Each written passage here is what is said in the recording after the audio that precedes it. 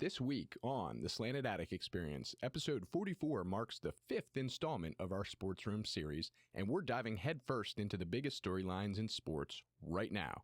I'm joined by Graham, a lifelong Hokie and Premier League supporter, and Liam, a diehard Philly sports fan and WVU grad, as we take on a stacked slate of topics.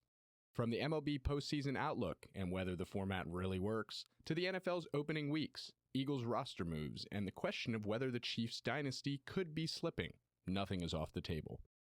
We also tackle the college football landscape, NIL, the transfer portal, and even whether a relegation system like the EPL could change the game in college football. To wrap it up, we lay down predictions for the NFL and college seasons, with bold calls you will not want to miss. It's fast-paced, thoughtful, and full of the kind of conversations that make sports more than just a game. Let's get into it. All right, by now, everybody should know the drill, or hopefully we got a little bit of an intro that goes on before we get into the podcast here, so everybody will have been introduced and the topics will have been listed. So let's get into it. Liam's going to do a little recap of potential MLB playoff baseball. I know it's getting down to the point where there's a magic number, and now we know the amount of games that teams need to win to secure a spot into the postseason. Phillies are almost there. I didn't follow the last 2 days, but I think on like Thursday I was listening to ESPN radio and they had won and the Mets had lost, so that brought them to a good number. Phillies are looking good. Pirates on my side are actually looking fantastic. We're doing really well right now. The last like 2-3 weeks we've won a lot of games. We just swept the Dodgers. Unbelievable. And yeah, I read a statistic on Reddit last night, and it said something to the lines of if Skeens had gotten one more on average run support per his starts, he would have been like what is it? He's won like 31 games or something crazy. You know, not like the win statistic, but like the games that he pitched and started, he would have won like 31 out of 40 or whatever. And right now he's like 20-20 or 15-35 or 15-25 or something crazy. So yeah, what do you see for the postseason coming on here, and what do we got to look forward to? Yeah, for sure, and that helps the Phillies with the Pirates sweeping the Dodgers because of the 2 seed, so we'll get the bye. I would say too, like they scored another run, that doesn't mean the other team wouldn't have scored another run later in the game or something. That's why I fair enough. Think about stats like that. But yeah, you're right. They should have a way better win record when he starts in games, like way better. Yeah, I mean, his ERA is unbelievable this season. He's sick. He's so sick. Yeah. I mean, I think his ERA to start the first 52 starts is the lowest ever. He's gross. I forget who they're... We got a couple guys. Doc Gooden on the Mets is like similar numbers. Like he was nasty as a rookie too. I think they showed like Ohtani was like 2-11 against Skeens or something. He just wasn't even close to hitting him. So, but this is the time of year for playoff baseball. Finally, I think like a couple years ago they added the extra wild card game, and I just think that's made it huge because another team can get in. Mm-hmm. But like the NL, I feel like the last couple of years in baseball too, there's been like a pretty obvious like really good top like 1 to 5 teams in each league, and then like the kind of bottom spot of the wild card has like 3 to 4 solid teams that battle it out. The NL I definitely think is a lot stronger than the American League right now though. Like the Dodgers are really good, the Padres are really good, the Phillies are good, Brewers are really good, the Cubs are good, the Mets are pretty good. But they have been in just a free fall since the All-Star break, except against the Phillies. So we just can't beat the Mets for some reason. Just got swept in New York, and Philly was in like full meltdown mode. And then they just like came back. They just took a series from the Brewers, so they're hot. They got like a 6-game division lead, so they should be good. The Brewers are probably gonna take the 1 seed. They've just been insane in the second half of the season. Yes, I saw that. Absolutely insane. They've been wild. Just gonna and then it's even nice too, since they're so good. Like the Cubs could be the 2 seed. They're like right on our tail, but they can't because we're like winning the division, so they automatically get bumped down to a wild card, which is nice. So like the Cubs can't like steal the bye. Yeah, I had the Cubs winning the NL Central. Yeah, kind of bummed about that because I got if the season were to end right now, I would have gotten Phillies, Cubs, Dodgers in the NL, and then I don't think I picked the Blue Jays in the East, but I want to say I had the Tigers and the Astros. So I would have been, 5 out of 6 if the season were to end today. That would have been nice. Yeah, that was a huge payout. I think I put like 50 cents or whatever. It was a couple $100. But not I think looking right like it, now too man. the NL's probably set. Like not the seeds, but I think these 6 teams are going to get in. Mm-hmm. Like the Giants and Diamondbacks are playing a little bit better, but I just still think the Padres, Mets, and Cubs, and then Dodgers, Phillies, Brewers are all going to get in. Of course, I would love to see the Mets just completely collapse and not get in, but I think that's going to be your NL. And I honestly think anyone can take it. Like baseball, you just got to get hot. But I still feel like it's probably like Phillies, Dodgers. You would lean between all those Yeah. teams. Yeah. Yeah, And the Philly's AL's been good. pretty interesting too. Yeah. Philly, I'd like to mention a couple of your late season acquisitions. I feel like a couple Yeah, of guys you kind of yeah. Um, brought in and are impacting the team immediately, not to mention Schwarber's at like 49 homers. I mean, that's crazy, dude. Love that. Torres at 49. He's been on an absolute tear. I forget how many RBIs he's at this point. I think he had like 117 or 19 last time I saw a career high. Contract year, so you got to re-sign him. Yes. Um, and then they got Harrison Bader at the deadline, and Johan Duran, and he's been awesome. Both Bader of those and were. Duran have been awesome. Yeah.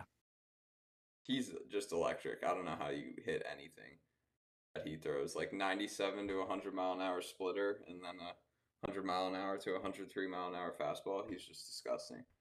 Um, That's and Bader crazy. has been great for us. We haven't had like a real center fielder in a while. We just like platooned it with lefties and righties and keep switching it, and then brought up like this kid from the minors, Rojas, because he can play defense, but he can't hit. So he's hitting like 150, just not a major Yeah. league hitter. And he can play defense. So we just finally have like an actual center fielder. He robbed another home run yesterday in the 9th inning. It's his second one since he's been here. Like he's just been a beast. Yeah. Love to see that. Yeah. So, yeah, you already gave your NLs. Give me the AL guys you think are going to kind of move away from the pack, have a potential shot. I got Royals winning it. Royals had a terrible, well, I guess for their expectations, terrible first half of the season for them. They were like really bad. But then they've come on and been like more the team they should have been. I feel like usually in the AL, it's the AL East that's interesting, especially right now. They just have so many good teams with like Boston, Toronto, and the Yankees. And then Toronto was kind of similar to Milwaukee, how they just got hot and kind of came out of nowhere and took the division. I think they're playing the Yankees right now too, and we're beating them, or at least beat them last night. I don't know who's going to get in the wild card, honestly, because like Tampa's right there too. That would be crazy if 4 AL East teams got in. But Yeah. Texas is good, and Kansas City's good too. The Phillies have Kansas City coming up, but obviously Detroit is really good, and Tariq Skubal is filthy, and he's definitely going to win the Cy Young again. And he's probably say number one right now. Probably personal vibes put Wheeler at 2 just because he's older, and then I'll put Skeens at 3. But I would probably go Yeah. Google Skeens Skeens number Wheeler would one. be my real top 3. Wheeler's been dealing though, man. I've seen a couple Yeah, well, starts of his. I forgot the Phillies lost him too, which is terrible. He's done Yeah. for the year, like a blood clot, which is just a freak thing. So I don't even know what to think. But we still have a really good pitching staff. Like even without him, teams would absolutely take our pitching staff. So we still got to go win the baseball games. Yeah. So we'll see. We got a lot of playoff baseball coming up. October. It's pretty wide open too, I think. Yes. A lot of opportunity here for some teams to maybe advance. I don't know. We'll see. I mean, what do they play? 5-game series to start, and then it goes to 7 in the second round? Yeah, that first round? wild card is like a 2 out of 3 that they have. Yeah. Then NLDS 3 out of 5, and then 7. Oh, I kind of like that format. Yeah, I kind of think baseball is one of the better playoffs too. Usually. Yeah, I always feel like the baseball format, the way that it's done. Yeah. I always liked how the NLDS is 5, then it goes to 7, NLCS and World Series is 7. Hmm. I think the NBA actually used to do that for the first round of the playoffs. I think they did too. Yeah. In like the 80s and 90s, it used to be 90s. 5. They should Yeah, go back to that too. I agree. Because it'd make each game a little bit more meaningful. Because I feel like when you stretch it to 7 games, that is a lot of games for a series. So, like, unless it's the final series, it doesn't really need to be 7 games. Too, then you're watching the finals so late in the summer when it's like my teams I like don't even care anymore because the season's just drags and drags and drags. Yeah. Yeah. TV media rights. We gotta It's that time stretch of it. year where they want the money for sure. But then we only have baseball. It's kind of that dead time of year, and then the fall turns the corner. Football kicks off. And we got NFL and college right around the corner, kicking off today. Or week 0, Yeah. I guess, started 2 weeks ago at this point. So Yeah. Yeah, I mean, I'm ecstatic for the Pittsburgh game tomorrow. We've already had two games already. We've played in Philadelphia at the Link, and I believe it was San Paulo, Brazil, the Chiefs and the Chargers. That was a great game. I don't know if you guys caught that last night. Both yeah, I was watching that phenomenal last night. games to kick off the season. Yeah, I believe I it's would is agree. in Sao Paulo, Brazil. Yeah, maybe that's right. Yeah, Sao Paulo. I don't know. Regardless, somebody can fact check me. I'll look it up to see if I'm right. I think it is Sao Paulo. Yeah, you're right. And the You Eagles guys are opened right. the season last year there. Yes. And the Yeah. Chargers had Becton, so I was thinking wonder if he's the only player to play in Brazil twice, is what I was wondering. Probably. Because I think That's last an year was interesting the first year factoid. they did it. Yeah. Yeah. Well, do we want to talk about the Philly game a little bit first, since that already happened, and then Graham and I can get into Carolina and the Pittsburgh Steelers, baby, and we can talk about that outlook, and then spend some time on that, and we maybe wrap it up with college football in a little bit. Let me hear your thoughts on the Birds first before I give mine. Me? The secondary didn't look great. I was unimpressed by their secondary. The linebacker, I mean, Zach Bond is an animal, man. I mean, He's sick. he saved that Miles Sanders run to set up that whole thing, and then I don't know. I just think that guy's all over the field, great athlete, and I think even better energy to have in the locker room and on the team. Obviously the Jalen Carter thing at the beginning of the game, that really helped you guys out. So not having him on that D line definitely hurt. But overall, I mean, methodical football. You said it before we got on here. You know that the Eagles are just a phenomenal, fundamental, methodical team, and they just beat you down and drive down the field and score. And then their defense. I don't know. I think Dallas played really well last night. Dak did a good job of exposing your secondary, completing some passes. CD Lamb is a great route runner. Pickens is a good talent, but a moron. The penalty or whatever. But I think like just that relentless energy of the Eagles eats at you, man, especially in a professional setting like that. And like that's what won them the game. I think Dallas had a few opportunities to really do something, and I think you guys, I don't know, you just ran them to the ground, and that's what works. That's what seals the deal. But yeah, I mean, as Sirianni, if I were the coach, I wouldn't be overly happy, but you got the job done this week. I think there's a lot of things to be said in the locker room. Some coaches love towards the players, but overall, I mean, the offense looked good. I think Jalen Hurts, phenomenal game by him. I don't know, man. I don't know. My opinion on him is changing. I didn't think he was going to be a great quarterback, but I think that was a fantastic game. 0 errors by him, basically. Yeah, he was Maybe pretty one. flawless, especially in the first half, at least. Yeah. But I think like the 2 touchdowns shows just what makes the Eagles' offense so dangerous. It's like you got the receivers, you have them all covered. You got Saquon leaking out as a check down. You got that covered. You're only rushing 4 to cover everybody. And then next thing you know, that leaves grass open for Jalen. But you Right, leave 'em on the bring that spot. extra rusher, somebody's probably going to be open receiving. Like you do something else, you can run it. Like so they just have so many weapons in that area. And if like he takes off a little more in those scramble drills, because I saw some stats that like a lot of his touchdowns aren't. They're never scrambles. Like he has some longer runs than tush pushes, but those are all like designed runs. So just the Designed fact runs. that he had like 2 scramble touchdowns was big. Yeah. And like a new offensive coordinator too.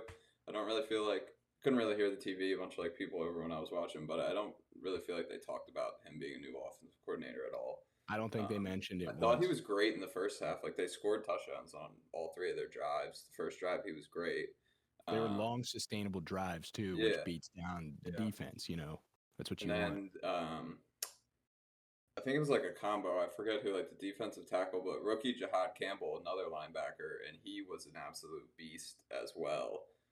Him and Zach Bond both had like 2 pass knockdowns on like the same kind of like seam route that Dak always throws to Ferguson, and they both knocked him down. And that's like a rookie linebacker making that play, which is just awesome to see him. And then we have him, Zach Bond, and Nakobe Dean's hurt, so our linebackers are looking really, really good. And then the fumble changed the game, but really what changed the game was the lightning delay, I The think. delay. Dallas was going to score on that drive if they didn't fumble, so I think every possession would have been a points at that point in the game. Nobody had a stop. Then after the delay, I think the Eagles only had a field goal, so there was only 3 points scored in the second half. So I really think the delay just killed the whole offensive flow. Everything was flat after that. Yeah. I agree, because it was like very contrasting, because no points or maybe 3 points were scored after that, whereas I think there was maybe 1 punt in all the possessions before that. Like every team I think was you're right. running down the field and scoring. Does that concern you at all in terms of the defense? It seems like maybe it was just Carter being gone. Or... Yeah. It's definitely a little concerning. Carter being gone definitely hurts. It hurts a little bit. Like, I feel like I don't even want to talk about the spitting because you're just like, what the hell, man?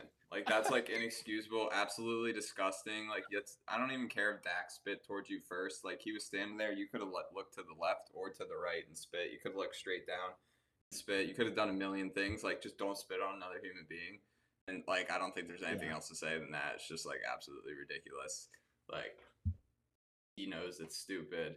Yeah, I don't think there's any defense of that. It's like, yeah, nothing you can say. You could clearly see it. You clearly see the spit go from his mouth, like out and hit Dak Prescott. And then you see Dak's reaction. Dak immediately turns to the ref with his hand out and goes, He's standing right "What? there. Did you just see that? Like, I'm surprised. The ref was right there." I would hope if somebody did that to Jalen, like Lane Johnson and Jordan Mailata are coming over and laying your ass on the ground. Like, nobody did a thing. But you'll take the 15 yards, so I get it. But when I see that kind of stuff, I'm like, my team's not like that. I'd go stick up for my quarterback. Oh, yeah. It's almost on the level of, like, the Ndamukong Suh when he stomped on Aaron Rodgers, or the Myles Garrett. He almost knocked the head off of Mason Rudolph. Mason Rudolph, man. Like, that's on that level of, like, what are you doing?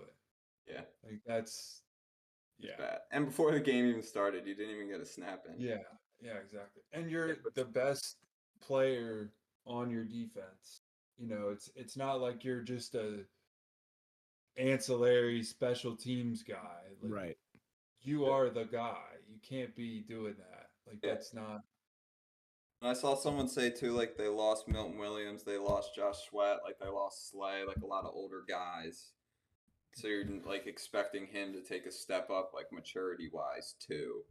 I mean, he's still young. It's only his fourth year in the league. So he's still super young. But you're kind of expecting him to now mature into a leadership role that those guys are all gone. So seeing that's not great. But like Jordan Davis was huge. He came in super in shape this season. He played the most snaps in his career. He was good. I think overall the defense is still good. The cornerback 2 spot is our biggest issue. Yep. With Adoree Jackson. He was terrible. Like terrible. I think like 90% of the completions, third down conversions were all on him. The long Miles Sanders run was on him. He completely just like lost contain of the hole and went on the outside for zero reason. Also hilarious that Miles Sanders can't house that and has a linebacker chase him down, but I'll take it. Um, but I think Howie will do something, honestly. Like they just signed Zadarius Smith yesterday. I think that's a pretty good pickup for them just to add some depth and veteran presence to the D line. But we should be all right. And like Dallas is good. Like CeeDee Lamb's good. I think Dak's a good quarterback. They had a pretty good plan going in, I think. Yeah. Thought the officiating was pretty terrible. Yeah. Yeah. Always is, but I think Dallas is borderline playoff team this year. Dallas looked good, man. They're good. I think people are I discounting think that. Eagles are probably gonna finish first or second in the NFC, but I could see Dallas getting a wild card for sure. I agree. I think many people are like, oh, why didn't the Eagles stop them? Because I thought Dallas came out and played good. They looked When good. Dak's healthy, they're Yeah. a good team. They're a 12-win team when Dak's healthy. Ran the And it's ball just well a too. matter of can the defense just make stops when they need to. And I mean, they just couldn't get anything going in the second half, especially after the Miles Sanders fumble. I think it completely crushed their momentum that they had in the game. their But defense you definitely also found. think about too, like you were saying, Miles Sanders should have taken that to the house. Yeah. Like, if he was able to, they wouldn't have had to even run that in the first place and risk getting the fumble and all that happening. So Yep. Yeah, wild game though. It was a a clincher till the end, till the very end. I mean, like the second half was not second half. Post lightning delay was kind of boring, but that's all right. We had the electricity of the Kansas City Chiefs and the LA Chargers come in on Friday night in Sao Paulo, Brazil. That was actually a great game, man. I thought the Chargers looked awesome. Their defense looked great. Showed you the real weakness of the Chiefs. Is this the year that the Chiefs are on their downfall? I don't know. I just think the Chargers look good. Chargers look good. I don't know if it's downfall, but I could see them not winning the division this year, whether it's Denver or Chargers. I think I really like both the Broncos and the Chargers this year. Bo Nix sophomore slump. I think they're going to take big steps up. I don't think Bo Nix is going to have a slump. I think if there's a rookie quarterback that will have and it won't be a big slump, but it'll be a slight slump, is Jaden Daniels, just because of how great he was his rookie year. Like, it's very hard to live up to that a second time. Yeah. Right. Whereas guys like Drake May, Bo Nix, I think they'll definitely take steps up and become somewhat relevant in the AFC, probably fighting for wild card spots. I don't think, and maybe Denver fights for the division, but I think it's probably going to be Chargers Chiefs. And then same thing with AFC East. I think it's probably going to go to Buffalo. And then, they'll have to fight it out for a wild card. I would agree. I think Kansas City looked a little shoddy, but Mahomes was able to create a little bit, nonetheless, and make some plays happen, honestly. But the Chargers defense is very good. They showed that. And Justin Herbert ripping up the passing game. I think they would have liked to run a little bit more, but, he was great. He looked awesome. The receivers looked good. Omarion Hampton, a good addition to that backfield. And yeah, Chargers just look really good all around. So I agree with Graham. They look good. Their defense was playing fast. I thought it was good to see Keenan Allen back in a Chargers jersey making plays, Yes. honestly. I feel like that's where he belongs. Chiefs defense is still good, too. Chiefs have a good D. James is an animal. I feel like he's just flying around everywhere for the Chargers. I think Kansas City's O-line is still vulnerable. I think they look vulnerable. Jawan Taylor, right tackle, he just takes so many penalties. You could call so many false starts on him. I do think the Xavier Worthy injury probably affected the game a lot. And like Rashid Rice is suspended, so they didn't have him. So that's like two of their major weapons out. I was kind of talking to Amanda a little bit when we were watching the game, just saying that I just feel like their like complete dominance is probably coming to an end. Like, but I don't think they're completely done. Even just, I didn't really see anyone as a threat to them in the division. But I feel like that game last night, the last like 3 to 5 years, Kansas City was like squeaking out all those wins against like the Chargers and the Broncos, and then that's how you end up like 12-4 because you're 2-0 against every team in your division every year. So I just see them maybe not being like quite as good where you're 2 to 4 losses, but maybe they'll have like 5 to 7 losses, and you're like, oh, what's wrong with the Chiefs? And then he'll probably be great in the playoffs again. Yeah, I agree.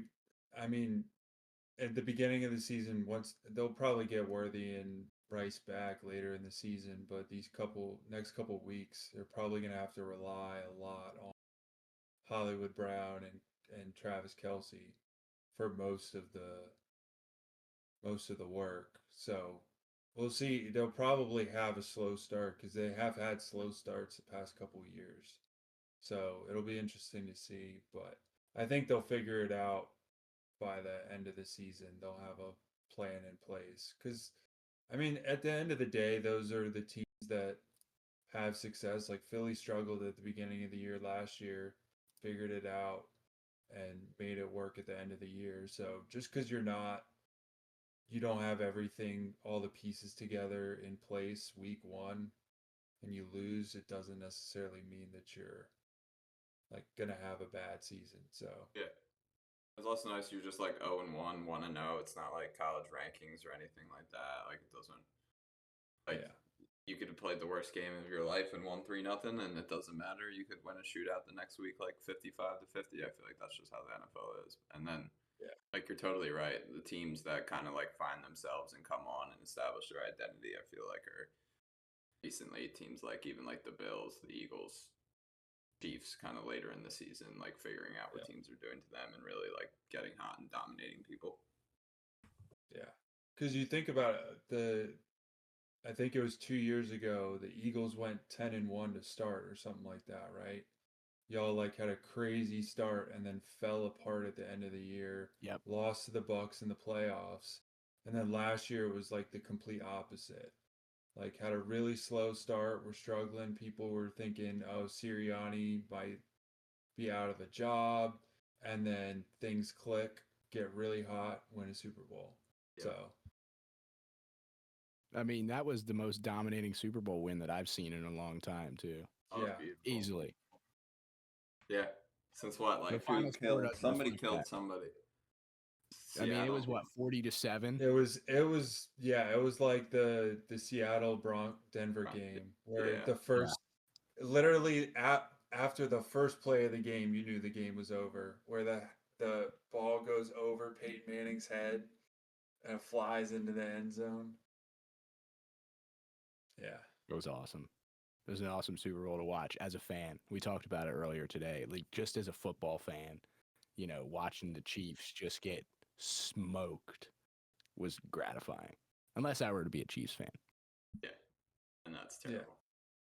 No, but you like to see the dynasty crumble. It's Yeah. kind of like you were rooting for the Giants when they were playing the Patriots. It's like you wanted. Yeah, exactly. Like you wanted to see the Patriots lose. So you want to see like, oh, the Chiefs have won 2 years straight. Like every fan that wasn't a Chiefs fan was rooting for the Eagles. They wanted to see Patrick Mahomes, Travis Kelsey. They wanted to see them lose. They wanted to see, Taylor Swift crying in her suite and the Super Bowl game. Like, True. But yeah, I mean, what a football team. We watched the America's game. It was on NFL Network a few nights ago. Grace and I watched it. What a team, man. Yeah, just by like the this, what is it, the 6th or 7th game of the season, it was like you guys were just cleaning house, man. Yeah, they're just Knew what rolling. was up. Just rolling. Saquon Barkley is unbelievable, honestly. Even against Dallas, he'll have like a little 4-yard gain, but he like jukes 3 guys, stiffs arms another guy, falls forward for the first down. Like he just makes things happen all the time. Yes. Yeah. I mean, what do you have, 70 yards? And I felt like that was not 70 yards. Yards. Yeah, no, it's touchdown still. Like, and you're like, he did. Yeah. Also, you think about how all of the pieces were acquired for the team. It's a very unconventional way to set up a team, right? Like you generally think, oh, you're getting the first round quarterback or like a big time free agent signing.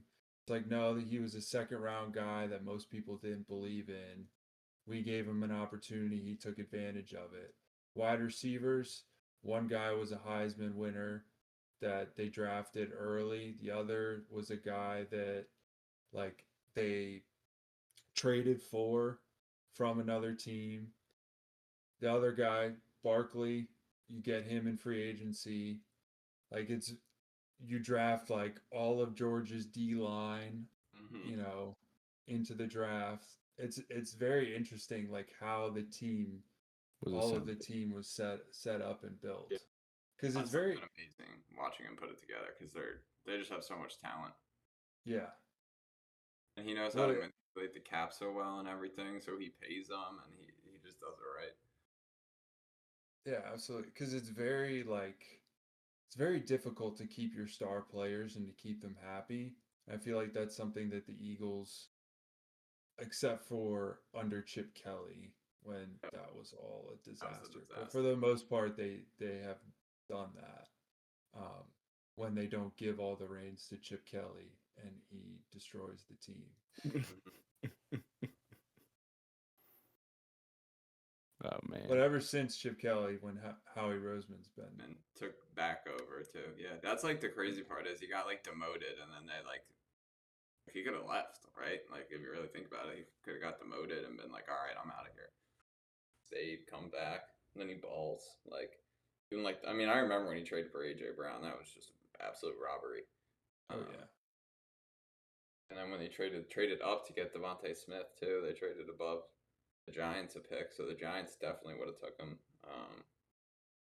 Whiffed on Justin Jefferson, obviously, but they also build their O-line so well, and Jeff Stoutland is just such a good coach too. So it's nice that like someone gets hurt and they just plug in an offensive lineman. You don't even notice if like a starter's out half the time.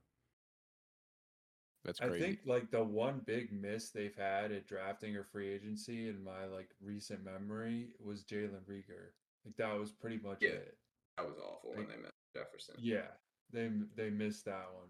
But other than that, like every decision, trade, draft pick has been spot on. Corrected it with Devontae Smith and AJ Brown. Like obviously we probably don't have both of them. If you got Justin Jefferson, you might have some other second receiver. But he also like fixed it immediately. But Reagor was bad. That was bad. Yeah. But man, a lot of success. Yeah, you know, speaking on GMs, Pittsburgh's had Omar Khan come in here. We're kind of seeing his impact his last couple drafts. I think it's year 3 for him, where this was his 3rd draft, and he's coming in, making a direct impact with the team. I think we're going to struggle against the Jets week 1. Their secondary's great, so we're going to have issues with that. But otherwise, I'm really excited to see what we can do on the offensive side of the ball. I mean, this is the best quarterback we've had in, 6 years? So, I don't know, man. I'm cautiously optimistic. Obviously, I think we're going to win 10 games or less. I think 10 is on the high side. I think 9 is more where we're at, and we're going to win more than 8 games. So, 8, 9, or 10, I think, is where we're at, and we're going to compete for a wild card spot. It really depends on the offense. We shored up a lot of guys on the defensive side of the ball. You know, losing Minka hurts, but I don't really think he was playing that well last year. So we'll see. Yeah. It really just depends on, does Aaron Rodgers still have ball out, dude? Second year after the injury, baby. to pull out a couple wins when He's going to be a 4,000-yard passer. You heard it here first. we'll see. I'm interested to see how he'll be because I actually wanted to see him with the Jets. And I feel like they have momentum, and then of course he got hurt, and that just ruined everything. But he was not good last year at all. But that whole organization's a mess in New York too. So, but he was not good. So yeah, I just thought everything was poorly executed last year in terms of the Jets. So I couldn't tell if it was him or just like everything going on around him just made him look mediocre. So it's tough. We'll see. The guys seem to like him. We picked up Will Howard in the 6th round. We'll see if he amounts to anything. Reports are he looks good. So I don't know, man. You know, we've been floating around with these old head quarterbacks after missing on Kenny Pickett hugely. I mean, that was hey, Super Bowl winner Kenny Pickett. I'd like to say, you know, congratulations to Kenny and the rest of the Philadelphia Eagles. The ring is sick. I don't know if y'all have seen it with the pop out wings or whatever. It's wild. But yeah, we missed on that big time, and we just really didn't have a plan to follow up Ben Roethlisberger. So it's been disappointing as a fan. On the offensive side of the ball, our defense has been steadfast, like always, except for the Killer Bees era, which is, you know, we spent all our money on offense. So yeah, I think a little bit though just shows how like sometimes you just get spoiled. You have like a really, really good quarterback for 10 plus years. You just like forget how hard it is to find a quarterback, and you like see other teams doing it, but it's different when it's your team, and it's just like really hard to find a good quarterback. Like even have a guy like Wentz who was absolutely electric for one season, and the very next season is just like gone. And like explain that to me.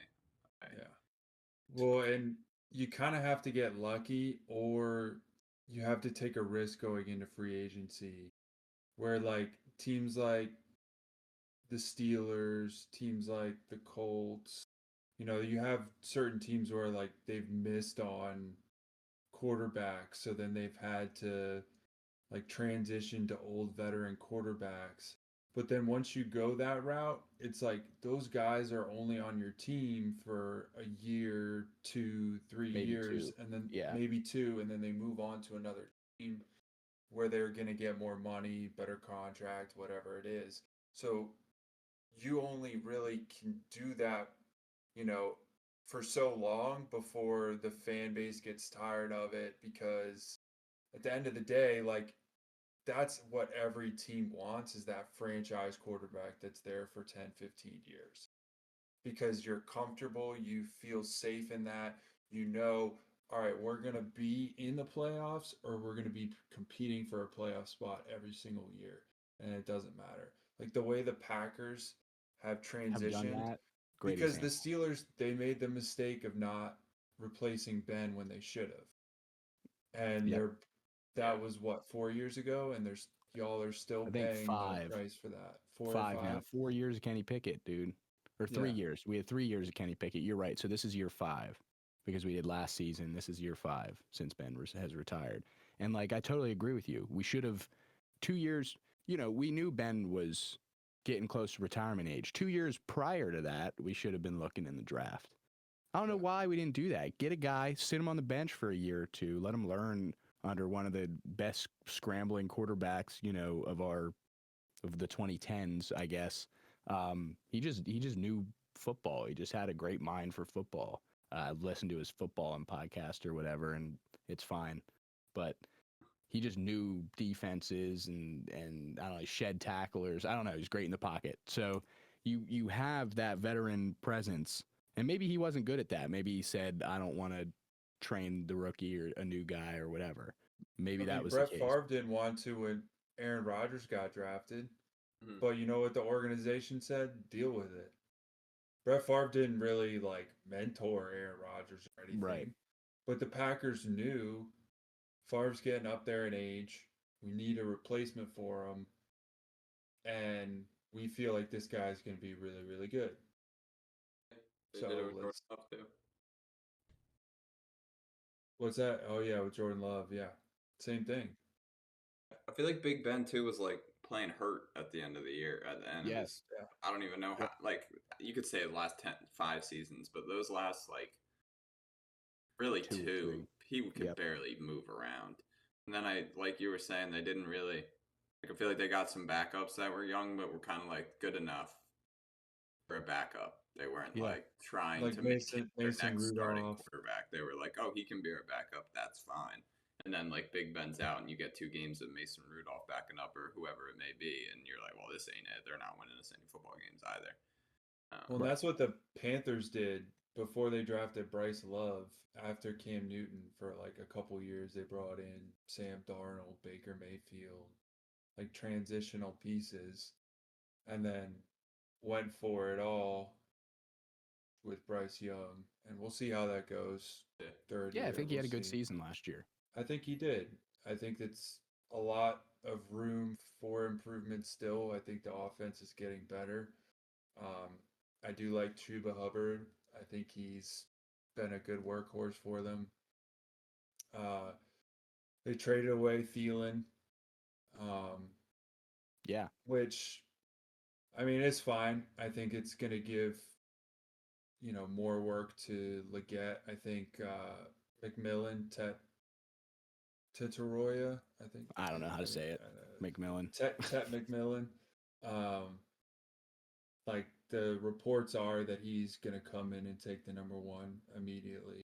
So having that clear number one receiver, I think, is going to be helpful for Bryce Young. Big target to throw to. Yep. So we'll see. I think I'm more worried about the defense, how that comes together. I think there's still a lot of question marks there. I think the offense, they've done a lot to improve it. So on the O-line, with receiver core. So, I mean, we'll see. I don't expect anything more than like 9-8. I think 9-8, 10-7 would be like a spectacular season. Yeah. But I would circle more around 500, probably a game or two below it. Yeah. You have the most open division in the league, I think, which is good. The NFC South. Very stout NFC South. It's I'll give Tampa so, credit. Tampa's a solid team, but yeah, I think the team that's Saints, going to come out of nowhere this year is going to be the Falcons. You think so with Penix? With Penix, yeah. I think Drake London's good, and obviously I went to the Eagles-Falcons game last year, and I remember the first like 3 drives. I was like, "Who? Not Drake London." I'm like, "Who is this guy with the ball?" And I was like, "Oh yeah, they have Bijan Robinson." And just like watching Bijan live, I was like, "Wow, he was just different." He's a beast. He's sick. Yeah. He's like, not going to compare him to Saquon, but he's like a miniature lower level Saquon in terms of the build, the physique. What do they call it? Like the player power rankings or whatever, the top 100 list they were released. Saquon was just talking about Bijan. He was like, he's shiftier than I am. Like he was saying, like he cuts ways that like I can't cut and stuff. So Saquon's being humble, bro. He's the best. Like I feel like I think Tampa's going to take your division would be my guess, but yeah, that's who I bet. I think you probably have to get in the wild card, but I think that's just tough with like the Eagles and the Commanders too, because that's probably a wild card spot going. Yeah. Yep. I mean, I think it's going to be between really the Bucks and the Falcons. Saints, and then maybe we can make a chance yet. Saints. Yeah. Saints are garbage, dude. Are they still rolling out Rattler? Yep. Yeah, and then the guy they drafted in the second round, Tyler Show or something. Oh yeah. Louisville. Yeah. He's like 25 already. Which is nuts for a rookie quarterback or a rookie in any position. Like some of these guys, I'm looking like when we're doing fantasy football, I'm looking, it's like they're a rookie. It's like 24, 23, 25. Like all these guys played like 6 years in college. COVID season. Because of COVID, yeah. I'm like, a lot of the guys are coming in like a lot later. And then you do have your cases of of players that, leave after their junior year, top prospect guys. But Right. like a lot of the guys that had to take a little bit longer of a journey to actually get to the NFL, which good for them because, they got there and it took them a little longer because of COVID and everything. But the fact that they had 6 years gave Yeah. them a chance and an opportunity to do that. Do you think we're going to see more kids do that with NIL and transfer portal and stuff like that now? Yeah. I think Stay in college longer? I think you're going to see more kids that you're going to redshirt your freshman year, you're not going to play, and then you'll play your redshirt freshman year, redshirt sophomore year, and then from there, you played 3 years. You'll kind of see if you're a top prospect, you'll go. If you're not, then you might play one more year and then transfer. Or you might just transfer after that. Like you'll play Right. 2 years, transfer, play 2 years somewhere else. Where you'll have a better opportunity, get a better chance. Because the Right. problem with college football a lot of times is like 4 or 5 years is a long time in terms of the coach could have been fired, the OC could have been fired. It's completely different players, completely different team, completely different system between 2 years ago and now. Right. So then it's like, okay, would I rather stay here and risk getting affected with my draft stock, or would I rather go somewhere else where I can help boost my draft stock a little bit? That's a good point. Gives a player opportunity. Although, everything changed after, they made the revenue sharing model and then the transfer portal rule got changed, the Sidham year or whatever. I don't know what the term was for that. People labeled it something, but everything changed after that. Now that you can just you can transfer and just go play for somewhere else is wild. No penalty. I think like Cam Ward and Will Howard are two examples of that already happening. Like if there was no Yes. NIL, they'd probably leave Kansas State and Washington State after their monster years. I think it was Matt Barkley who he had a monster year and then he went back. He had like a fine senior year, but like nowhere close to as good as he was as a junior.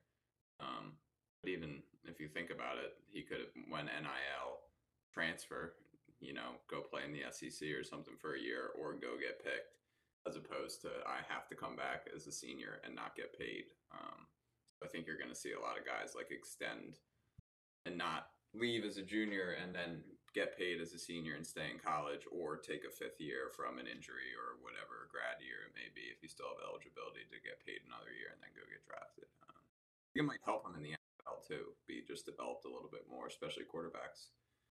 I really only think it's going to be like if you're going to be a guaranteed first round pick, where like your agent's telling you, hey, scouts are talking about you, teams are talking about you, Right. you're going in the top 15, top 10.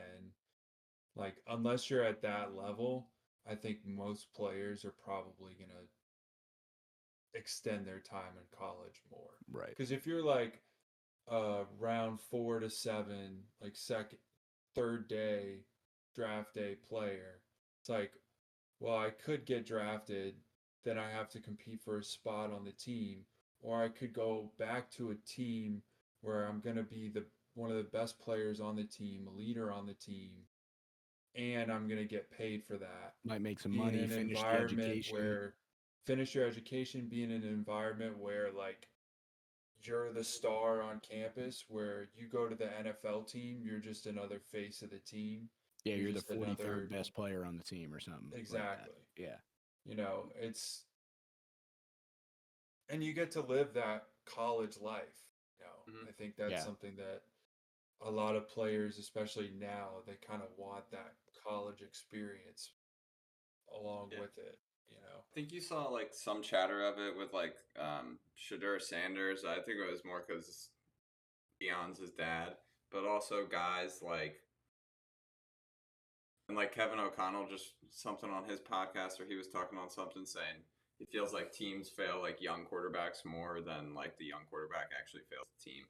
But being like, hey, I don't want to go to Carolina. I don't want to go to this team. I don't want to go to this team.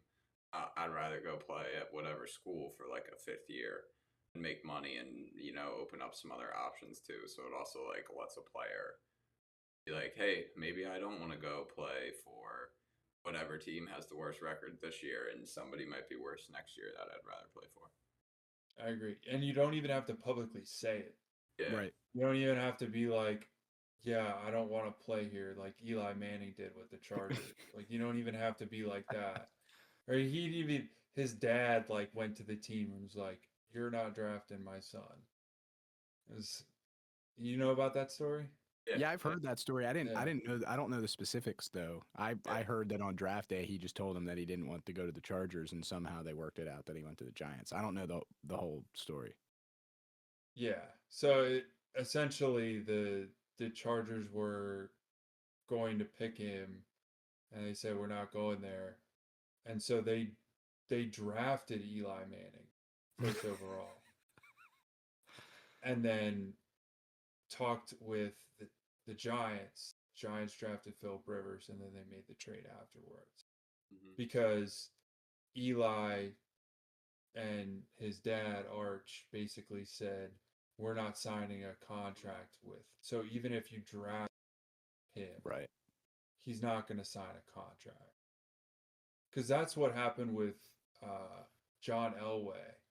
So back when he was, I think it was the Baltimore Colts wanted to draft him. Elway didn't want to go there. Elway didn't want to play for Robert Ursay. He didn't want to go there. He was a baseball player too, and he got drafted by the Yankees. Was going to go to play for the Yankees, and was about to sign for the Yankees until the Broncos traded for him. yeah. And then That's a year crazy. later, the Colts moved from Baltimore on a Mayflower moving truck.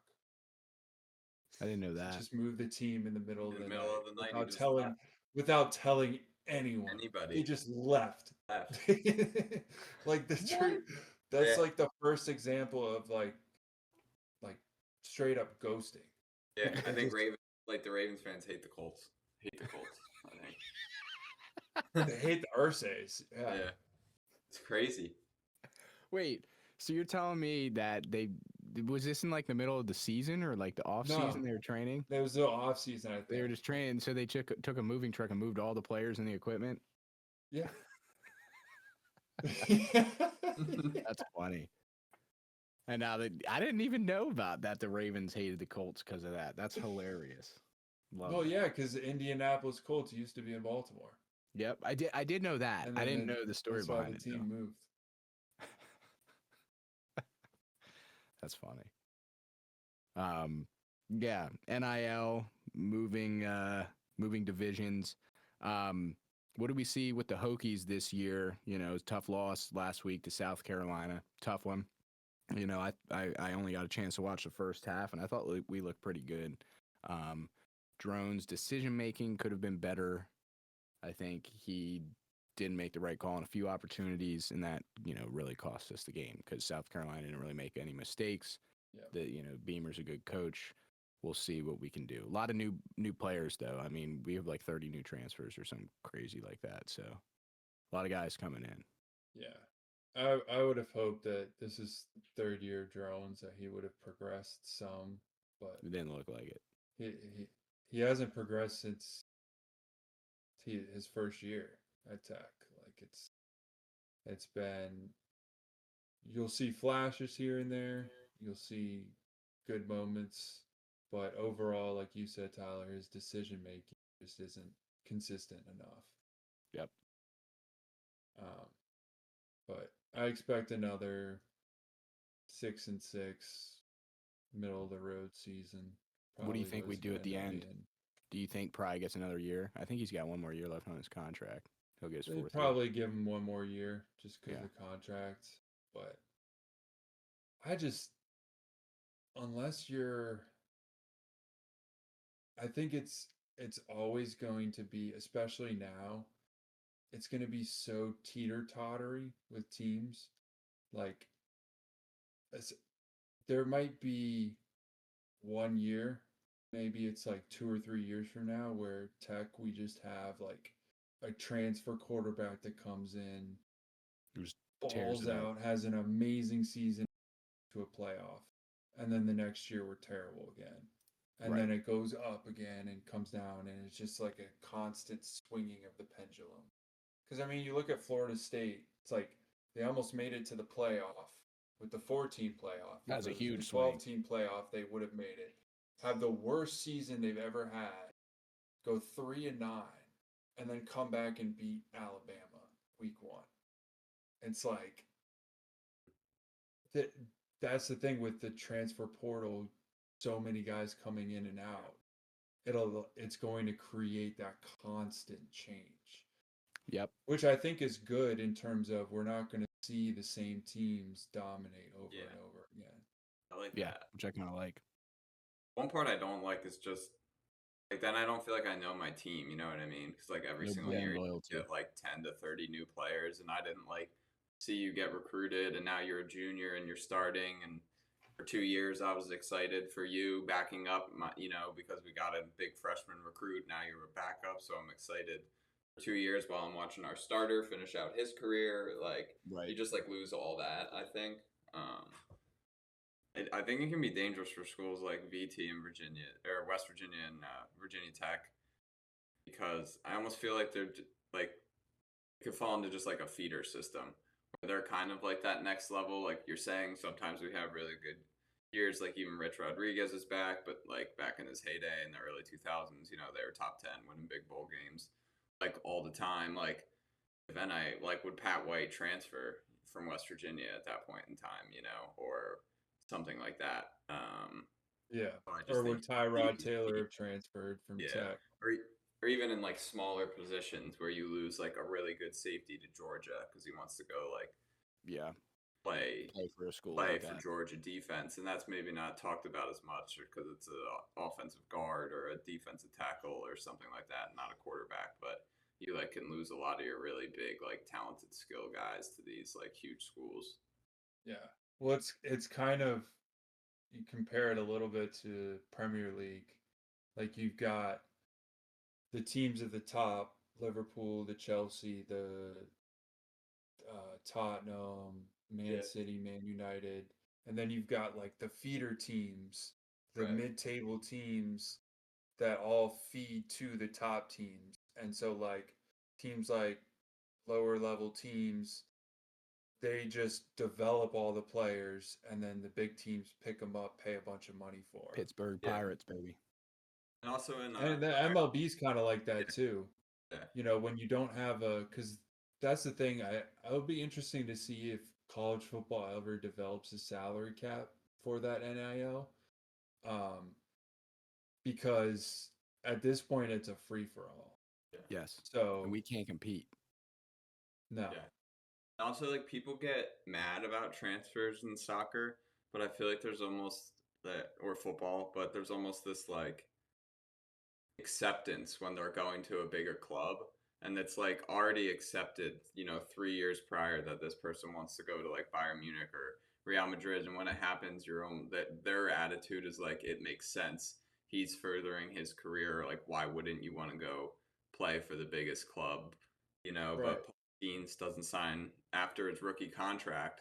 Pittsburgh fans hate him for the rest of his life, but like he signed somewhere to go win. Like we just have a completely different I attitude, how we look at it. And now I see these people being like, oh, I played football at Duke for 3 years. I can transfer and like play at a school like Notre Dame for 1 year that has all this tradition and history, or go to a school like Alabama and play football for a year, or, these like huge programs. So I could kind of see the college players like having more of that like football mindset that's like, or soccer mindset, like why wouldn't I go play for this huge brand for 1 season? Right, because it's like a dream that you've had ever since a kid. And also I would say like for the mid-table teams that always feed to the big teams in soccer, like they buy up all the players, and it's not just Premier League, all leagues in Europe are that way. But it's good for the feeder school or it's good for the feeder club, because then that's a way that they can get players to recruit players to come play for them.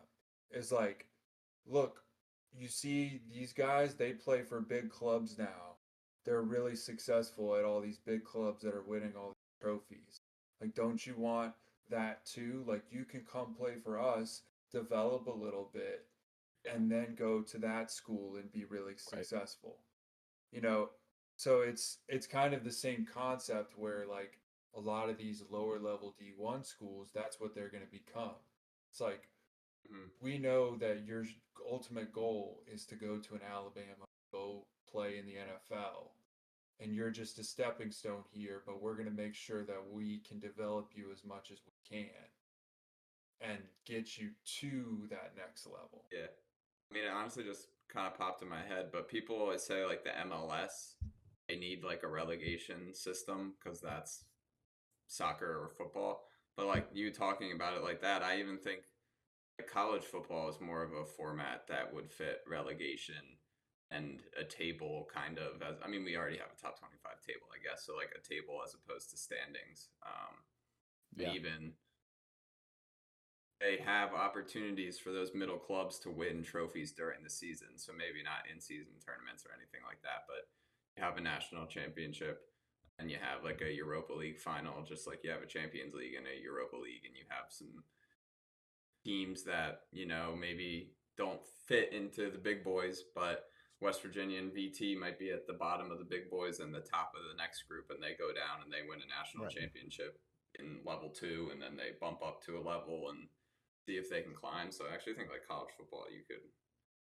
like a Yeah. relegation system might be an interesting way. Like conferences already feel like they're kind of going out the window. So Yeah. I agree. I think I like because that too. eventually I think it's going to go down to two conferences. It's going to be like some version of the SEC. They might not call it the SEC, and some version of the Big Ten might not call it the Big Ten. But either way, like all the rest of the teams are going to get kind of collapsed into it. So then you will develop. I mean, there already is a tier system. You've got the Power Four schools Right. and then the rest. And you've got Oregon State and Washington State still sitting there without a conference. So then, Notre like, Dame. and Notre well, Dame. Notre Dame, yeah, Notre they Dame. also. I hate But that. I I think, hate the independence. Like pick yeah, one. I don't like that you can well, set your schedule like that. It's unfair to every single other team that's in a conference. I think that eventually that's the way it's going to go, where Sure, all teams that's are fine gonna because as long as everybody can do it. yeah, well the way it'll be set up is you'll have because it's all revolved around TV deals. So you're Yes. going to have some portion of the Power Four schools that are all going to collect together, say we're going to all go in, and it's going to be kind of almost like a super league, like they tried to plan a couple years ago in the in Europe, where they tried to get all the big clubs from all the Spain clubs, England clubs, German clubs, tried to get them all to like be in one big league, and it was going to be very exclusive. I hope they don't go that route, but that's where the money is. And so I think you might see that, and then you'll end up with tiers, and that's where you might get relegations. Like I could Yeah. see it from that, where you develop a tier format that's based on revenue share from TV rights. right. I think it would work. I think it would work exceptionally well. I think it would give a lot of the mid-tier teams something to play for other than a silly bowl game. I mean, do we care about that? I mean, as a fan, I don't really. Maybe the players feel differently, but come on, man. Like, and I like that too because once you kind of work your way up the table, it gives players incentives to come play for you. Play on a team that's on the up and coming, has momentum. The last 3 years, new coach, shooting up through the rankings. You might get a shot at some of the big boys. And some of these big players. And I kind of like that system because it gives parity in a league that there's a lot of it. It's like you have I don't know, who did Texas play today? Like some random ass school. They were like purple and they beat them by like 50 points. So like, how is that fun? Like, why can't we just have competitive matchups with all of the teams that are in the top tier, and then it kind of slides down the board? It would make it competitive for everybody else. I think we would able to actually truly see the talent of some of these guys, because maybe you see some guys being a star on some shitty team compared to a big team. Does he really fit in the NFL landscape? I think that would help for scouting and stuff like that. So who knows, man? But I think it would work. I think the one concern I would have about that is like the lower level teams, like teams that have a football program that are already kind of on the lower end. Like if you're gonna put them on the bottom tier, some of those teams like they'll play a big time program, get whooped like 58-0 to them, They make a bunch of or money, whatever it is, and but they stuff make a like bunch that. of money from it, and that's what supports their program. So if you get rid of that, you get rid of the matchups, it does create a picture where I could see some of those schools like no longer having the funds to Yeah. have a program. What if they have some sort of basic revenue sharing minimum or something like that, that each level gets paid out so they're able to sustain a certain level They of could. I mean, it coaches could be player, because via it'll TV still all rights, be TV deals, under the whatever. umbrella of the NCAA. So Right.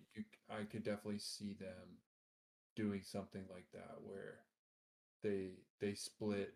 Maybe it's like they take a certain percentage of the revenue, share Right. it to everyone, and then split it up. Where like 50% of all revenue goes to everyone, split up Right. evenly, and then the remaining 50% is Gets split up based by on tier or whatever. performance. Yeah. Yeah. I'd be interested to see how too you would do. Like obviously, just using soccer, they have enough games where they just play every team twice.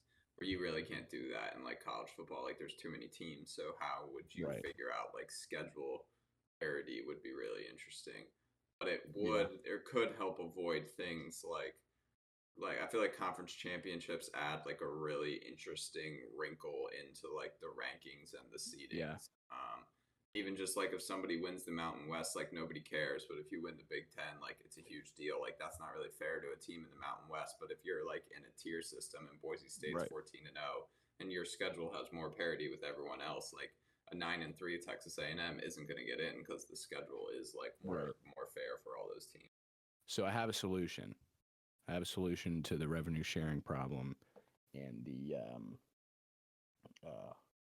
oh my god, I forgot it. I had the perfect merger. I have it. So what if throughout the tier system, if you're in tier A, you play 3 games tier 2, 2 games tier 3, 1 game tier 4, and maybe 1 game tier 5. And if you're tier 2, you play 2 games tier 1, 3 games tier 3, 2 games tier 4, and then it kind of goes like that. So you're playing less games against good teams as a lower tier, but you still actually get a chance to play on maybe national television, get the TV right, show how you are against one of those teams. Maybe split it up more than that, but like in some general direction, maybe 4-3-2, something like that. I think I that would also think provide a good way. that could be a good way to keep like regional rivalries alive and things like that. Yes. Like maybe you get tiered up way better and like Virginia Pitt Tech. drops or VT drops and West Virginia goes up, but then we Right. play one tier 1 team. Like instead of us playing Middle Tennessee, you're like, well, let's give them the Hokies because that's a rivalry too. So that could be a way Right. to like keep traditions and things like that alive, which is very important in college football. I also think one thing you could do is do like have a mini tournament that's regional throughout the year that like spans. So you have the season, maybe keep the season 12 games with the playoff, or maybe shorten the season a game or two, and then have like 18 regional tournaments with your like rivals. Yeah. And you split it up where for like let's say Virginia Tech and West Virginia would probably be in the same one. And then you would add maybe Virginia, maybe you'd put in you could put in Maryland. JMU in that, Maryland. Yeah. Throw Pitt if you wanted. Throw Pitt in there, and maybe a couple other teams, maybe Syracuse, maybe Boston College, like Yeah, those eight. occasionally Penn State could play in some of those games, Yeah, but depending on their power ranking. I would like to keep them with the Ohio States and those kind of schools, but like regionally they fit that. Yeah, true. Yeah, true. So they would dominate that every year.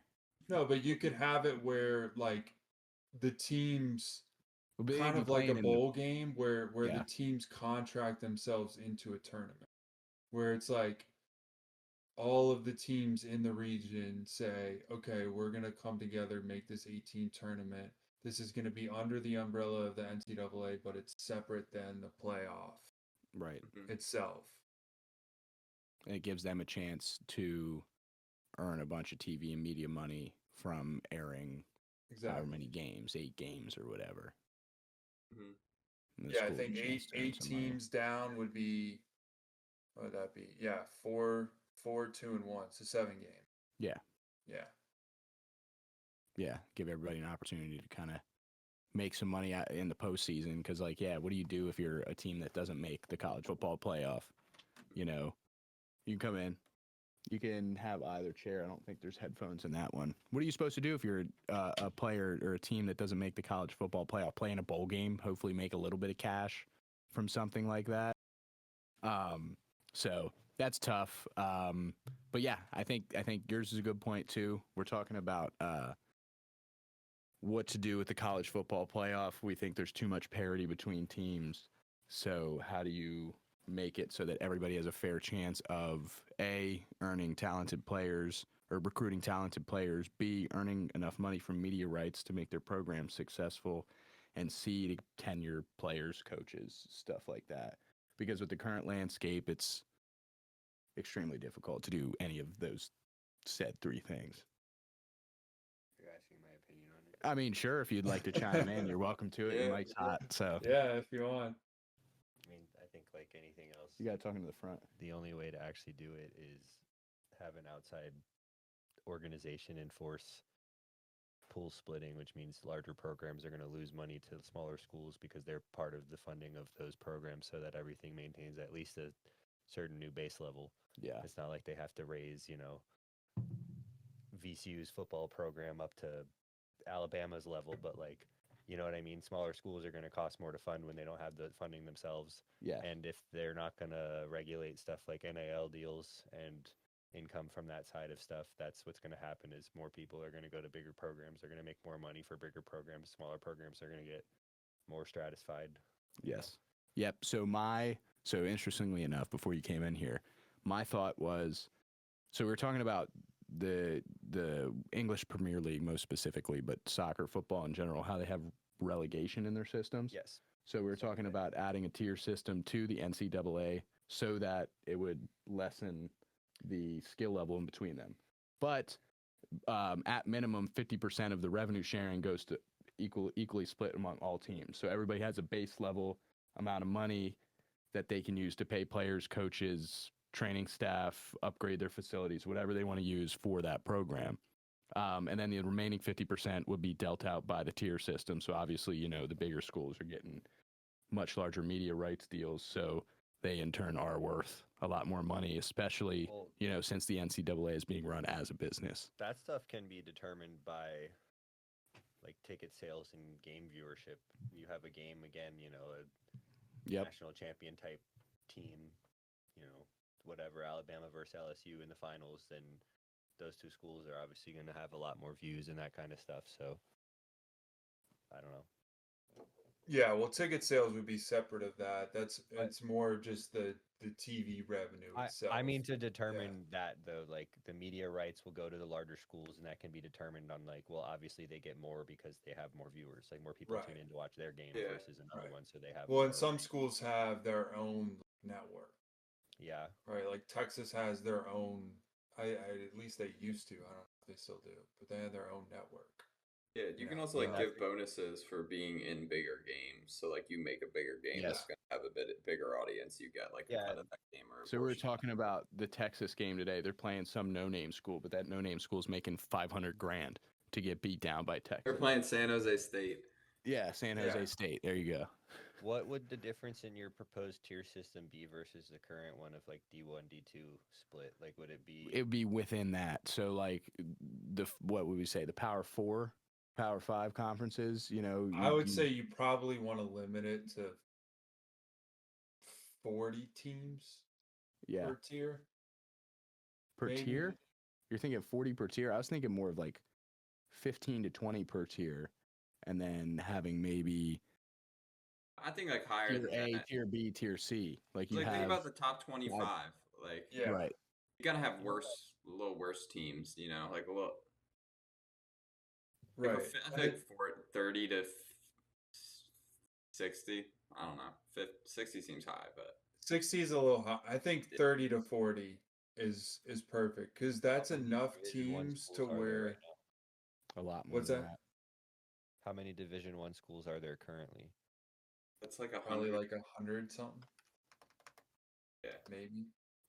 Because if you did like 30, that'd be what, 133 5 or teams? I don't know how many. It'd be like four What tiers would your of D1. relegation be from D1. like tier 5 into tier 4, tier Yes. 2 into tier 1, and you'd rotate accordingly? Yes. Yeah. How would you pre-select teams for certain tiers? Would you go off like records, like size of school? Power ranking what they currently have. I mean, it'd Yeah, be pretty let's easy figure to that out. reasonably But I guess reasonably select, I think, the tiers. if your intent is to get away from, I guess not get away from like a dominant program, but to make it more fair for like those smaller schools and teams to have like better talent, you'd have to do it based on like the size of the school and the scope of their outreach and stuff too, because it's similar to high school sports at that point where like, a county with 7,000 residents that has one high school isn't going to compete with a county that has 700,000 residents and 15 high schools. Like they Right. just don't have the same talent pool. So unless you pull kids from the second county into the first county to make that school have more players, what are you going to give them scholarships? Are you going The to, transfer portal, but like how, NIL. yeah. I think that's the key to everything.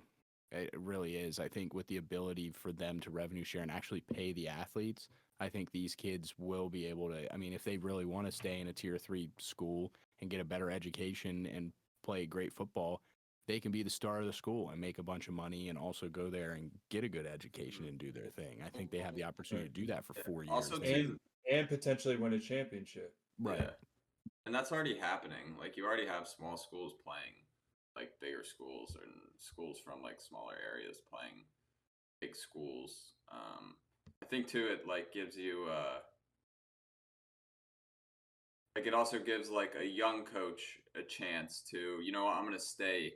I'm not gonna leave this small school. I'm gonna stay at Marshall. I'm not gonna get promoted and take the Michigan job or something like that because I can bring them from tier 4 to tier 1. So it could also give opportunities for like coaching staffs and things like that to stay and say, you know what, I actually like this school. Like, I don't care that it's a small little Midwestern school. I'm going to turn it into a power and win 11 national championships like Notre Dame. Like, you could do that with any program in a tier system. No, Right. And like we're getting enough revenue from the shared revenue system where we can support that and pay our coach enough to where he feels like, well, this is enough money to where I can stay. Because ultimately, like, at the end of the day, there are going to be cases where it's like you're getting paid maybe $500,000, $1 million at a smaller school, and then you get Texas coming to you and they're like, here's 10 million. And it's like, You're gonna be like, okay. There's Texas nothing and you can come- really come do with about that. Probably 10 million is 10 million. Hard to decide on like the fringe schools though, even just with the playoff being at like 4, 8, 10, whatever. It could be like 11th and 12th always feels left out. So I feel like there'd be a couple schools that probably get screwed in every tier. Would you have with like the Premier League, Champions League, like structure of the tiers within Division 1, would you have multiple national champions? So we were talking about that before you got here. To clarify, there are 357 members in Division 1. This is 2020, 2021. 130 in the FBS, the Football Bowl subdivision, 127 in the Football Championship subdivision, FCS, and 100 non-football schools, and then 6 additional schools in the transition from 2 to 1. So there'd be, 260 schools roughly if you were to go all the way down with the tier system. So, I mean, I think like 20 might be a good number per individual tier, and then you can even break them out further in that system. Would that be locked in for a season?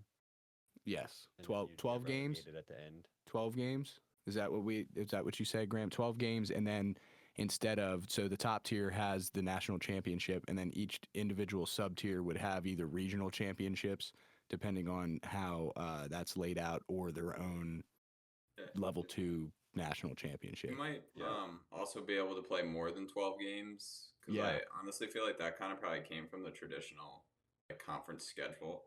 So you can maybe add more games, and you don't have the 2 weeks of the college or the conference championships. So maybe you Now, play how like 12 or 14 games. Right. how would you propose splitting conferences if you have, say, like the ACC or SEC, and there's only two D1 Premier League teams in the ACC? Would you like? Are they still going to play throughout their regular season, those teams, or are they going to play the No. ones from Pac-10, whatever? No It would conferences. just be randomized every Just year. Tyler had like Just a, be the an idea tiers. for So that. It was Graham's idea to do regional events, and then so we could potentially host regional events for additional monetary value, as well as if you play a certain amount of teams from each tier based on what tier you are, you would still get to schedule those games against your rivals, and you'd still have to play. So if you're in a tier 1, you have to still play one game against a tier 4 school or something like that. Well, they kind of already then- do that with like the season openers to give smaller schools a chance on TV or to play a bigger Right. school and then Yeah. whatever, and then they kind of get highlighted or get seen, and it promotes them in that sense. But Exactly. Yeah. Yeah. I Right. think And then that like, would conferences that would with the kind of be tier the same structure would help with premise the game of that. scheduling too. Yes.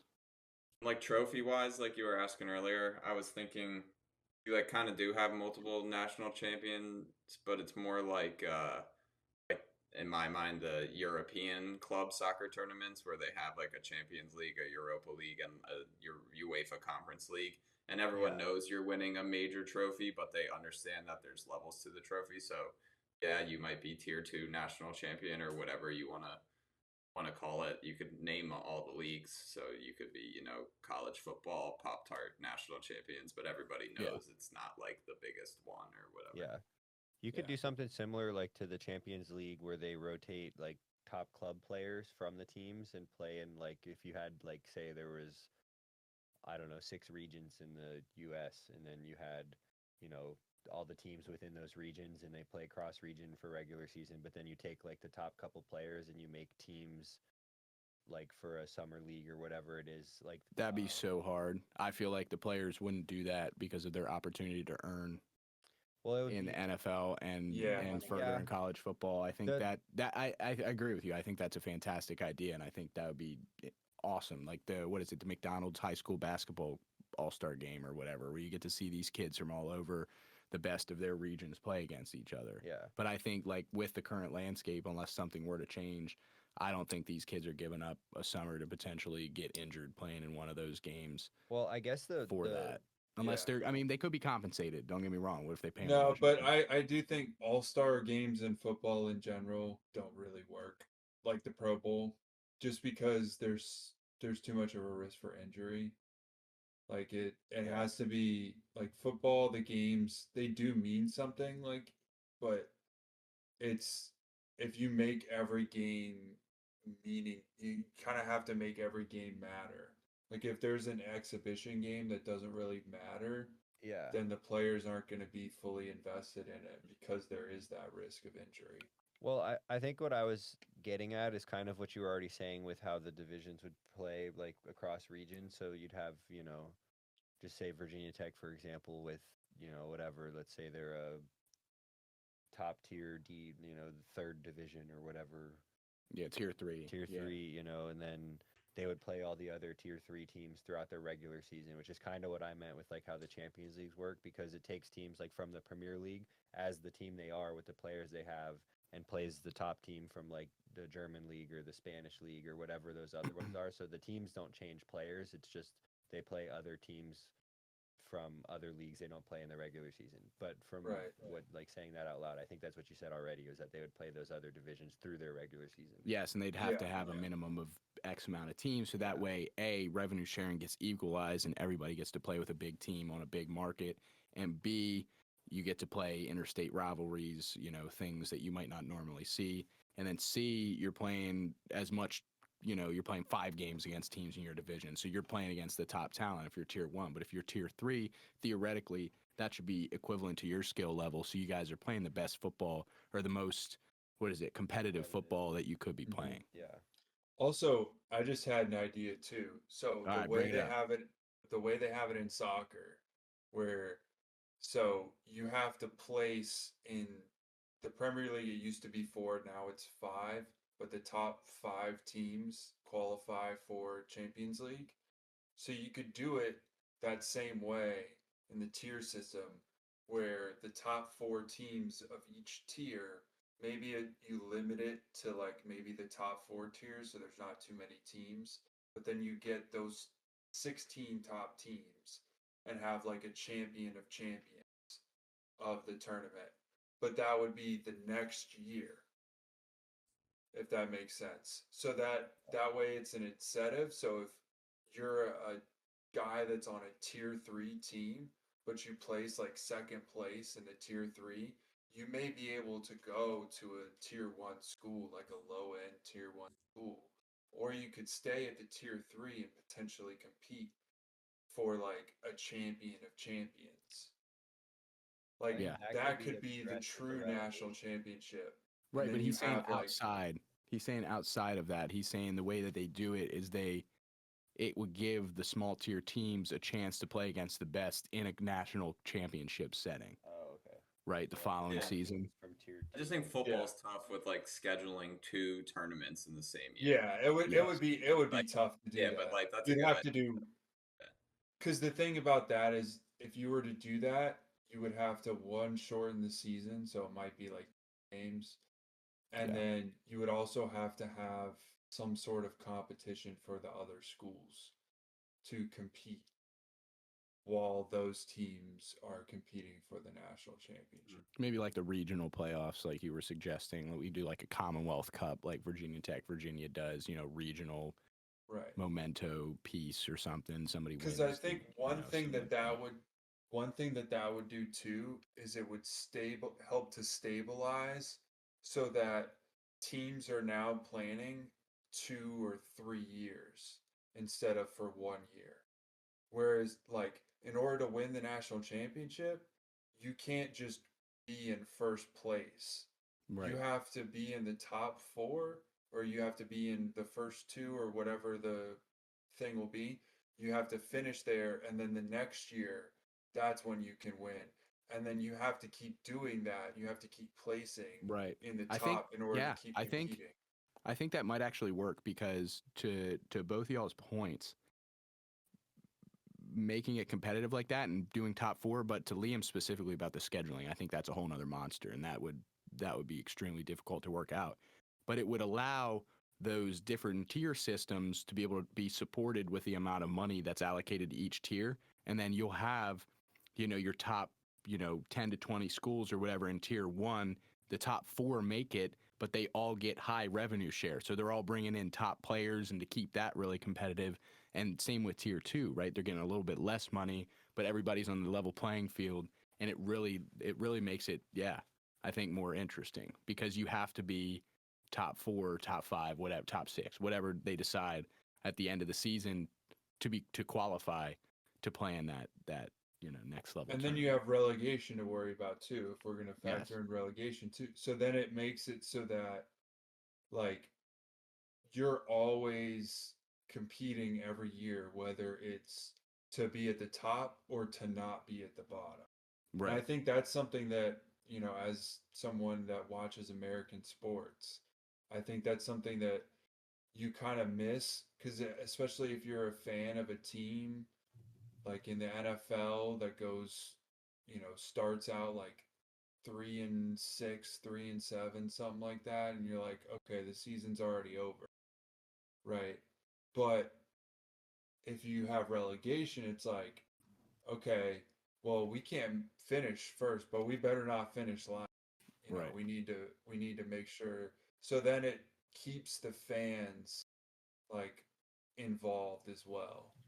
You could for those combine those two lower and end have, teams. like you were saying, so you get like the top 4 schools from each tier, and they play in their own like regional finals or whatever it is, right? And then you can pick like for the relegation, the bottom 2 from tier 1 and the top 2, the ones that were in their final game, winner and loser. They're the top 2 finishers for that tier. They'd get promoted, and the top bottom 2 would get drawn down. But then Right. you could have that as like a showcase for that tournament or however it would be set up, where those teams get to play in their final game and like finish out the season at the top, but then they also get promoted to the next tier for the next season. Yeah. I think we should present this to Congress. Yeah, right. The I feel like NCAA. don't post this because someone's gonna swoop it and make some money off it. And I don't wanna be know. the one Hey. profiting off this. I know. I'll figure out how to Just know we came up with copyright the it. idea first. Once they. I mean, That's this is a whole other thing to dive into, but then do teams start buying players instead of like transferring? You know what I mean? Like, are you I think paying we're them a already kinda salary seeing at that. that point, and then schools are buying them? I think I we're think kind of that's- already seeing that, like in a Then different, ballot- almost in a different yeah. manner. I do think that should be limited or at least regulated for college sports. Well, they're not right now. That's the big problem. Yeah, because I'm saying like you could leave. Regulated. Like Alabama could pay a guy $10 million a year. Virginia Tech doesn't see a dime of that, but like maybe they should. You just stole our quarterback. Like Right, but that would entirely depend on the NIL boosters, because in terms of revenue sharing, everybody would still get the same amount. So like Texas would have to go into their own pockets or Matthew McConaughey's pocket to pay that player. Realistically, from the revenue sharing model and the tier system, you wouldn't have that much money to pay a player, and maybe your offer is twice as delicious as Virginia Tech's offer, but it's still not 10 million compared to 500,000. You know what I mean? It might be 1.5 million or 2 million because that's the only budget they can set for him. And maybe the player is like, hey, another mil isn't that important to me. I want to come back and do this. So yes, you're still going to have players leave and go to other schools, but I think it'll deliver a little bit smaller margins, I would say there's really two things. Cap salaries for teams. So that Well, yeah. I think that would be the next step. Rise in your tier, and then that's it. Yeah. Yeah, I think That's that would the be next thing. the next step. Would be to add a also salary. then like because Bama could take someone from like a tier 4, say, and then they see no money from it. But for example, if like a Premier League club buys someone from a small club for 100 million, you then have I 100 see. million to go reinvest into like other players. So if it's still just like straight transfer portal, you're not really limiting like trying to have more parity because there's no incentive for me to stay at a tier. I guess for regulation, I meant like fresh incoming. Because if it's someone like that's on the bench at Tech, it's a second string quarterback, and Alabama wants to buy them, then Tech should be the beneficiary of that transfer. Right. But I think at that point, it's are players getting paid NIL wise, or are they all under contract with the school and like Right. Yeah, because I think if it starts going in the direction then you get of salary cap. contracts, then you get salary caps, you get all that sort of stuff. But right now, it's out in the open, and most of these guys are getting paid like indirectly from the schools through. Well, no, it's directly sponsors. from the schools now. After that federal judge decided on it or whatever, the revenue sharing model, the states and schools can directly pay the players like cash. Oh, okay. I don't know if it's like they wire them like, hey, bro, I'm wiring you 500 G's. I don't know how exactly it works, but yeah, they're allowed to pay them directly now. Isn't that wild?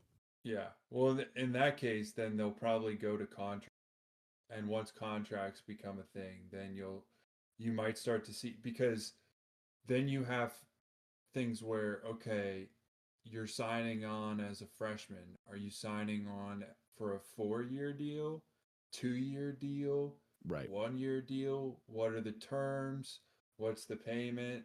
Then that's where it's going to start getting complicated, and then you might develop transfers from there where a guy signed to a contract for 4 years, he blows up his sophomore year, wants to leave to go to Texas, get big money, and so Texas has to pay to buy out that contract. So that would be when it would happen, is because that's what a transfer payment is. You're Right. buying. Well, a whole other layer to that too is like scholarships for academics. I mean, what do you do if you get, free school for 2 years and then you leave the school to go play football for someone else? Are they going to be like, well, fuck you, you ditched us, so we're retracting your, you owe us for the first 2 years of your education. Like that adds a whole other layer of complexity. Or like because not letting you leave Yeah. or whatever it may Right, be. That would be some petty stuff though. I don't Yeah, think and I you'll feel see like that very hypothetically often. that's swept under the rug, because if you're still getting minimum payments from being in the system, like you're going to be able to afford a couple scholarship players if you pay your money right. And then theoretically the player that's leaving that school to go somewhere else is likely going there because of financial incentives, right? They're going there to get either paid something or because they have a better opportunity, through that medium. I think that, all of that is kind of settled with this flat revenue sharing model where you have 50%, just using an arbitrary number, goes out to everybody, spread equally within the top tier, 4 tiers. And then, maybe the second 4 tiers are situated differently, whatever, how they have, the FBS, the FCS, Division 1, 2, 3, something like that.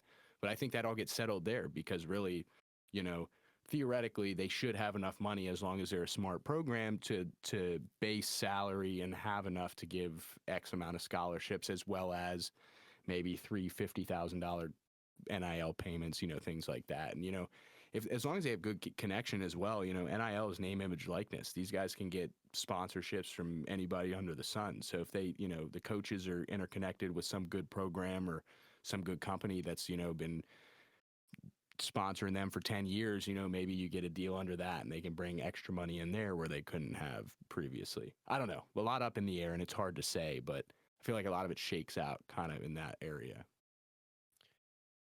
One thing that makes football tricky too is just how big the rosters are. So there's like so many people to play, especially in college. Or if you're thinking like basketball, there's 15 dudes on the roster, it makes it a lot easier. Right. I don't know that.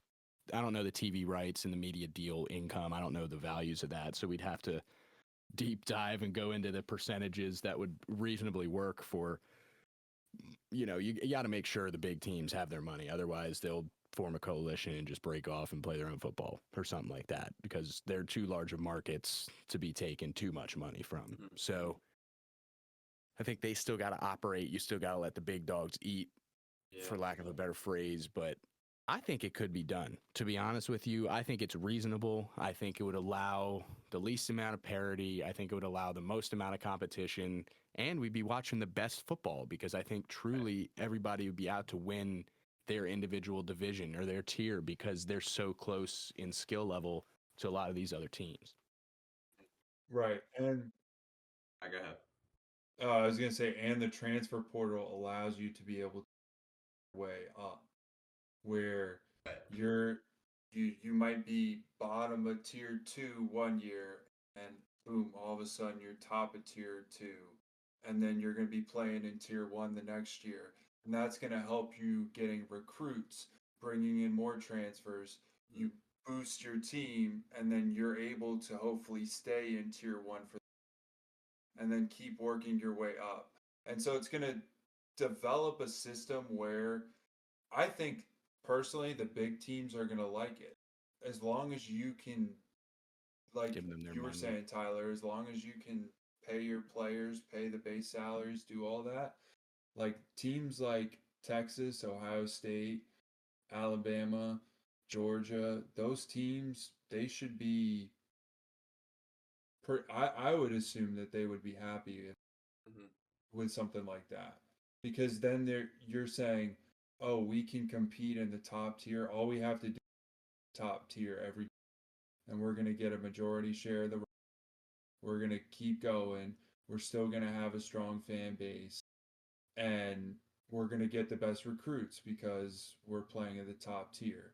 So nothing really changes except for the fact that it's actually going to be easy to win a national championship than have to go through the gauntlet of the SEC, where the matchups will be more spread out. Where everybody's going to be playing the same level of competition more so. Right. That's what I like about it as a sports enthusiast. Like, that's what I want to see. I want to see the best football for these college athletes, and I think that would really bring that out. Yeah. It's obviously not like good football, as good football in the lower tiers, but in a sense too, it just makes that more interesting because not that like Maction on a Wednesday or Monday night or whatever wasn't awesome to watch, but it like is better when you're watching it and they're playing for a tier 4 national championship. Like I don't care who wins the MAC, both these teams are 4-4. Like you watch the game, but it doesn't really mean anything. Neither of those teams are going to win a national championship. But like when you're watching that game, like even that game means something. So it also makes the lower level of football hopefully more competitive and It makes the whole system more competitive, and when that funding split happens and those lower schools get funded, they get better recruits, and then year after year that game 4 championship gets better and better. More people will care about it, more views to the whole thing. The higher schools will still be at the top and they'll be making more because the bottom is drawing more like attention. It works like bottom up to make the whole system better.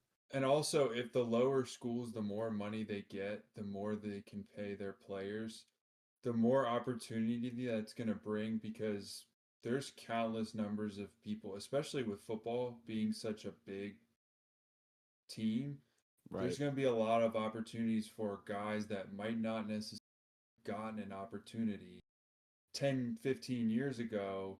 An O lineman might not have made it, or a tight end, or a D tackle, or whoever it is. You know, he might have been like seen as too small, not big enough, D1 program, and then might have gotten a half scholarship to a D2 program or a full scholarship, but like he had to work to support his family. But now he can go to a lower level D1 program, maybe get an opportunity after a year of D2, work his way up, and then start making some money on top of going to school, playing football, all of those things, while not having to make any sacrifice,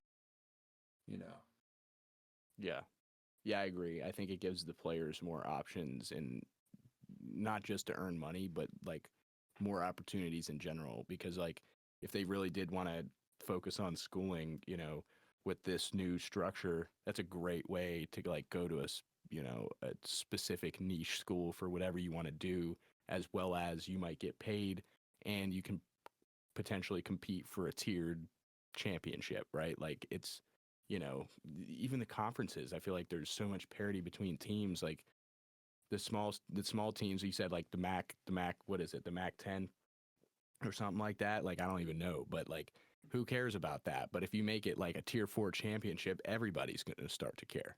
I feel like. Yeah. You would hope.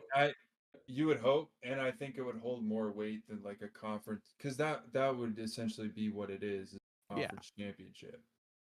But by having it tiered, not only is it a conference championship, but now you're moving up to the next. You have the opportunity to earn more, to play better teams, and to potentially earn better recruits. Yep. Well, with that like revenue splitting too, you could do it based on tier system. So when you get promoted from tier 4 to 3, your revenue just went up. You're earning right, exactly. That's kind of that would be the second half of the revenue would be split so that up would be the based second on half. tier.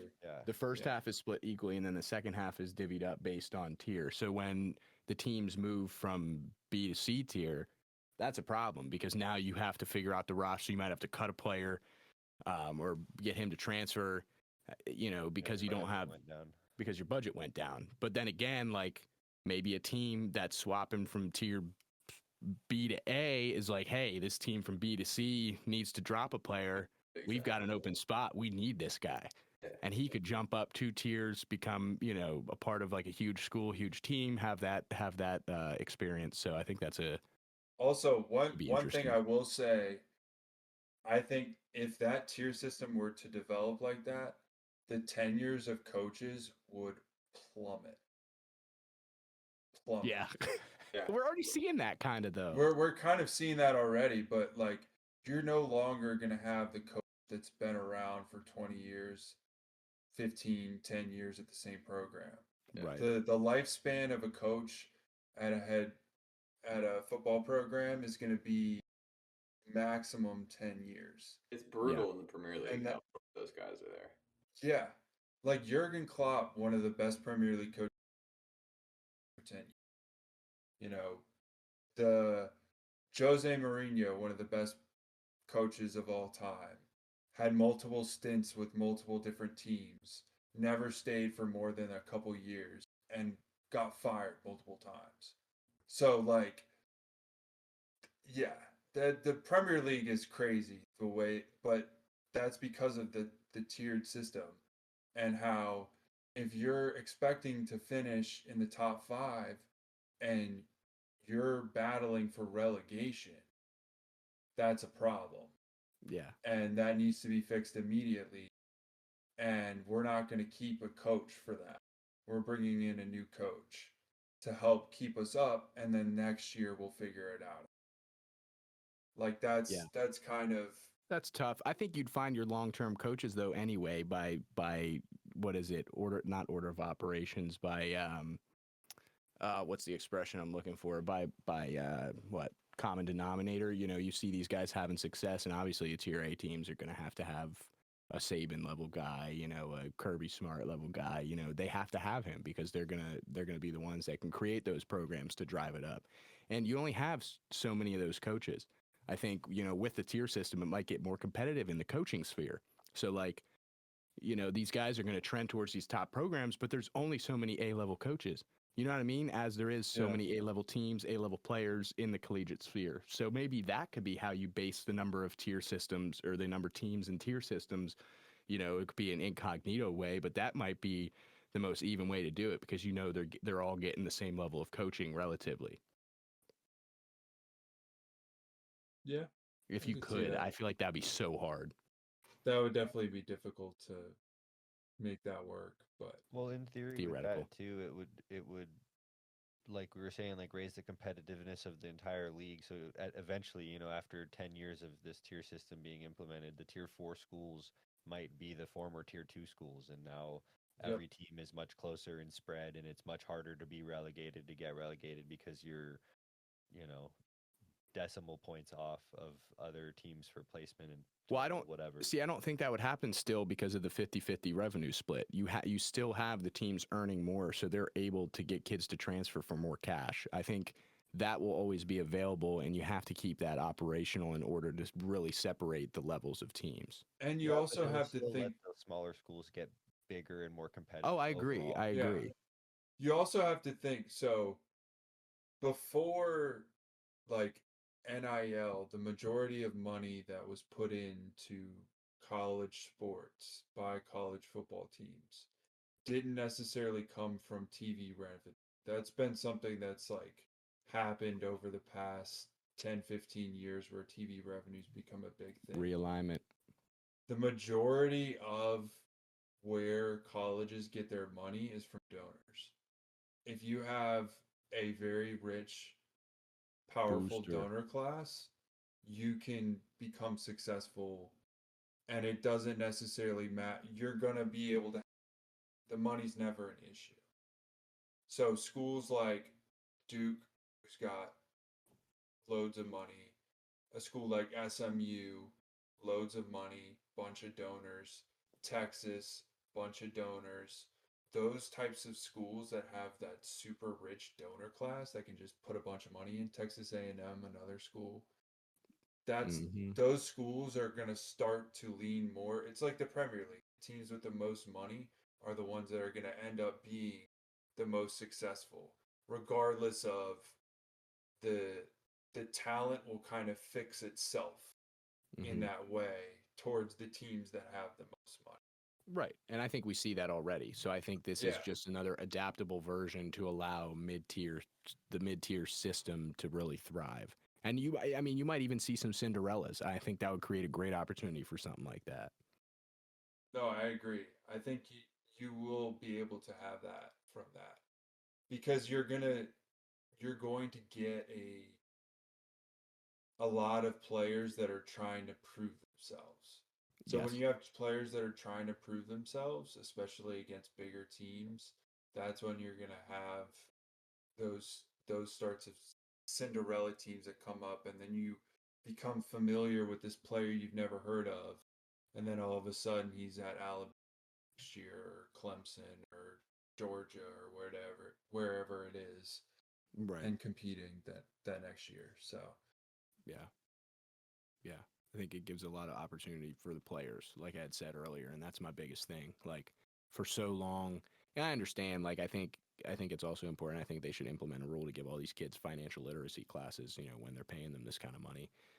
But I think it's been too many years where the college athletes have been making the schools a ridiculous amount of revenue. We don't even need to talk about the cash that's been flowing for years through mediums like that. But it's about time they get paid, and they did it in the worst possible way.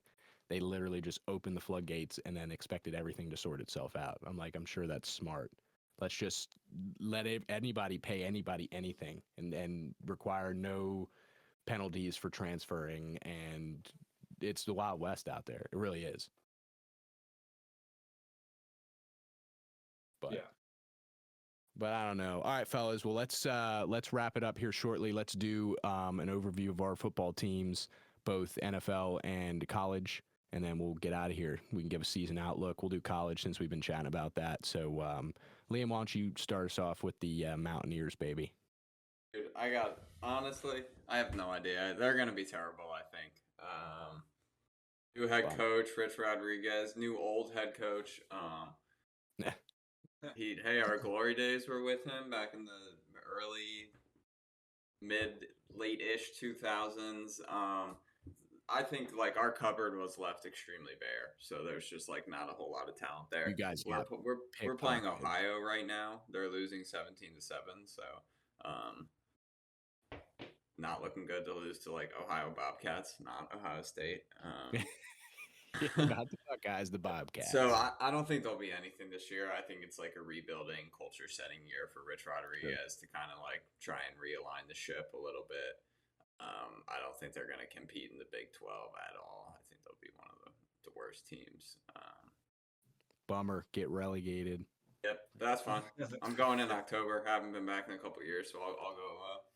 That's go fun. see him play. Yeah, love that. Love that. Yeah, I'm hoping for a little more out of our Hokies this season.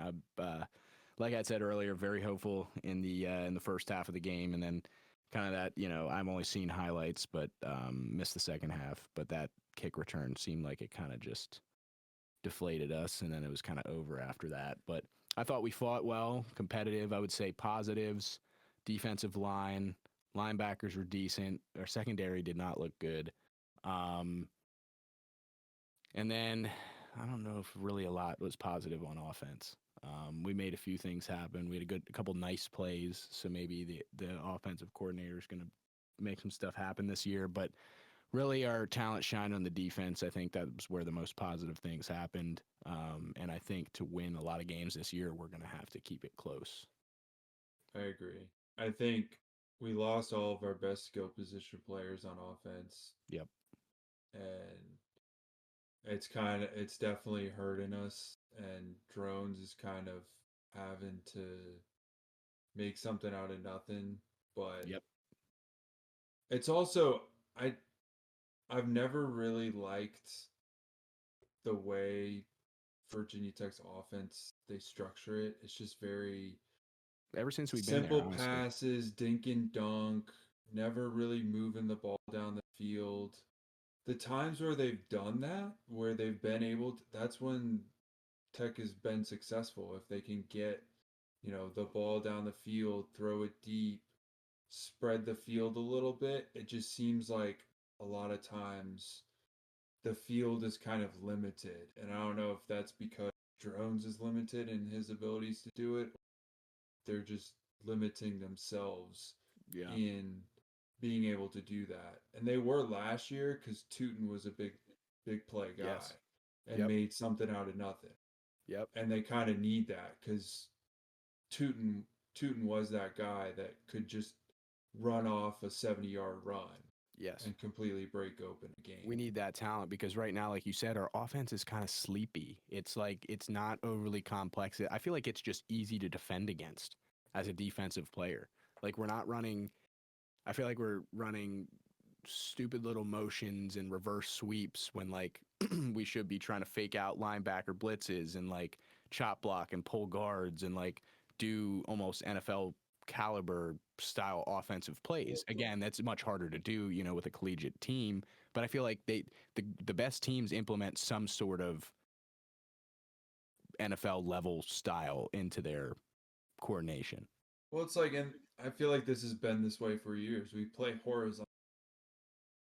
Yeah, it's crazy. We're not trying to go side to side. We're trying to go up and down. Like, get the ball down the field. I never understood that. Now I do like the RPO and players like Lamar and Josh Allen and even Hurts kind of bringing that into the league where it's now relative. Like, I never understood like the sweeps. All these guys are fast as shit now. Like, I feel like somebody's going to catch you unless you get a perfect block and you can really get to the races. I feel like sweeps just aren't that successful of a play. I could be wrong. In general, not a fan of moving backwards as your first motion. So even like a little bubble wide receiver screen drives me crazy, and the Eagles can never execute one. So it's just like, why are we running this ever? Yeah. Yeah, like it works on Madden, it works on NCAA. It doesn't actually work in real life. Like, I think I've maybe seen a couple bubble screens go to the house. It's not a very common thing. It usually results in either a loss or like a couple yards. I don't really like bubble screens or tossing. Like, when you move it, like you said, Liam, you're moving the ball backwards. It's not a good sign. Not a good look. I don't know. Yeah, especially in small fundamental football like college, I feel like the little things are the most important. So like just gaining 3.5 yards instead of taking a 3-yard loss on a play is huge. Yeah. Because 3rd and 7 is way better than 3rd and 13. Yes. Yeah. Yeah. And it's way more manageable. You got more stuff in the playbook for that. You can't run a 10-yard curl and hit your wide receiver on the numbers if you're 3rd and 13, but you absolutely can on a 3rd and 7. Or a little slant route. Yeah. Crossing route. You can make 7 yards on that. Yep, exactly. I think 13, it just opens you're it up. kind of taking 13, you're kind of taking a risk. You got to make a play. Yeah. Yep. And that's, that's the biggest thing in college football for me. It's like, we'll go back to Jalen Hurts as a great example. Like, didn't give the ball away one time week one. Made great decisions, I think, with every time the ball touched his hand, I think he made a good decision. And like that separates a good team from a bad team. Like, how many penalties do you have? How many penalty yards, penalty markers have been thrown? Like, how many mistakes have you made? How many turnovers do you have? Like, especially in the NFL, that really determines, what teams are going to be at the top and bottom. Teams with the highest turnover margin tend to be trending towards the top of the league, generally. But yeah, phenomenal college football outlook. I'm really getting ready to look forward to the season. We got the Hokies tonight against Vanderbilt. Hopefully sneak out a dub there. Let's wrap it up with NFL season predictions. I know we started with that at the very beginning, about almost 2 hours ago at this point. What do we think? Tell me about your team. I know Graham said like 7-8 wins was his realistic expectation, but yeah, Liam, we didn't hear you about the Eagles. You said you think you're going to be a little worse this year, and I'll give an overall Steelers outlook. We'll wrap it up here. Oh, well, I think maybe like 11 to 13 win range for the Eagles. They got a tough schedule. They don't have they're the first Super Bowl champ ever the next season to not have back-to-back home games. Really? So if you're telling me Roger Goodell's not salty about the tush push not being banned, I do not believe you. I get 100% petty because of that, but I think we'll win the Super Bowl. That's my expectation. That's the goal. Yeah. I don't think there really is any other reasonable goal. If they make the playoffs and lose, I think I'll be happy. Like, obviously, I'll be disappointed they didn't win the Super Bowl, but I mean, they've set their standard as winning it all. They're nasty. They have another great roster. I think Howie will do more, add to it. I think the Commanders are going to regress a little bit. I think they're old. I think they won a lot of funky close games the year before. Some teams a little more film on help him a little Daniels. bit. I don't think he's as good as he used to be, but I actually think he's a decent little addition. But I just think they're old. But obviously, Jaden Daniels is a huge X factor, and he could be great too. Watch him this year as well, but I think it's our division. But if the trend continues, it's probably Washington this year because we still haven't had a repeat winner since 2004. So That's That's crazy to me. Uh-huh. That's nuts. 21 years at this point. Yeah. That's insane. Mhm. That's crazy to think about. 21 years without a repeat division winner. We've had it a few times over in the AFC North. I'll give you a layout of what I see this year. Obviously, the Ravens are looking hot. They're looking really good. You know, they're going to win at least 12 would be my expectation, 11 to 12. They're going to win the division. However, always have the opportunity for Pittsburgh to steal 2 games from Baltimore. We did it the year with Duck Hodges and Mason Rudolph. We won 2 out of 2 games against Baltimore, Lamar, the whole shebang. Right? It's been done before. It's happened, and we could win the division. It's entirely possible that we both win 10 games, and somehow we have a better divisional record, you know, in head-to-head against the Ravens. So, but I'm expecting them to win a bunch of games. The Bengals, I really don't know. It's hard to say. We'll see after week 1. If their defense can do anything, yes, they have a chance to do something. But if their defense looks like the way I think it will, then they're not going to win a lot of games. I think there's only so much you can put on the shoulders of Joey B, man. I really do. So that's a tough one. And then the Browns, obviously rebuilding stage, but they've been saying that for like 15 seasons. So we'll see what happens there. I think they'll get a little bit better than last year. I think they'll win like 5 or 6 games. But you got the Shadur over there making media headlines and news. We know the Browns love it. Cleveland loves being in the media for something. So good thing they got Shadur over there. I can't believe he fell to the 5th round. Honestly surprised. But, real quick, the Micah Parsons trade. We didn't touch on that. And then I'll finish up with the Pittsburgh Steelers. Graham, you can do Panthers, and then Hunter, if you have any NFL takes, we'll do that. What do we think of that trade? It's got to be great for Green Bay, right? Like, I don't know how Jerry Jones blows that. I have a different take on it. Everyone's saying, oh, the Cowboys got robbed. You get 2 first-round picks. You get a 30-year-old Pro Bowl D lineman. Maybe get a couple. You're not going to get a lot. You avoid having to pay Micah Parsons a large contract, which if you were to pay him, then you would have guys that are taking percent salary. So you have to pay. You already got Dak and CD. Yeah. And then you would have to have Micah Parsons as well. Yeah. He's somebody that he kind of fits the Cowboys in terms of that, his personality type. Yep. But I do think that at the end of the day, like, yes, he's one of the best players in the league, but I do see a scenario where Dallas can see that maybe we're better without him in the long run. Because if we give him this massive contract, it's going to limit us from better in the future.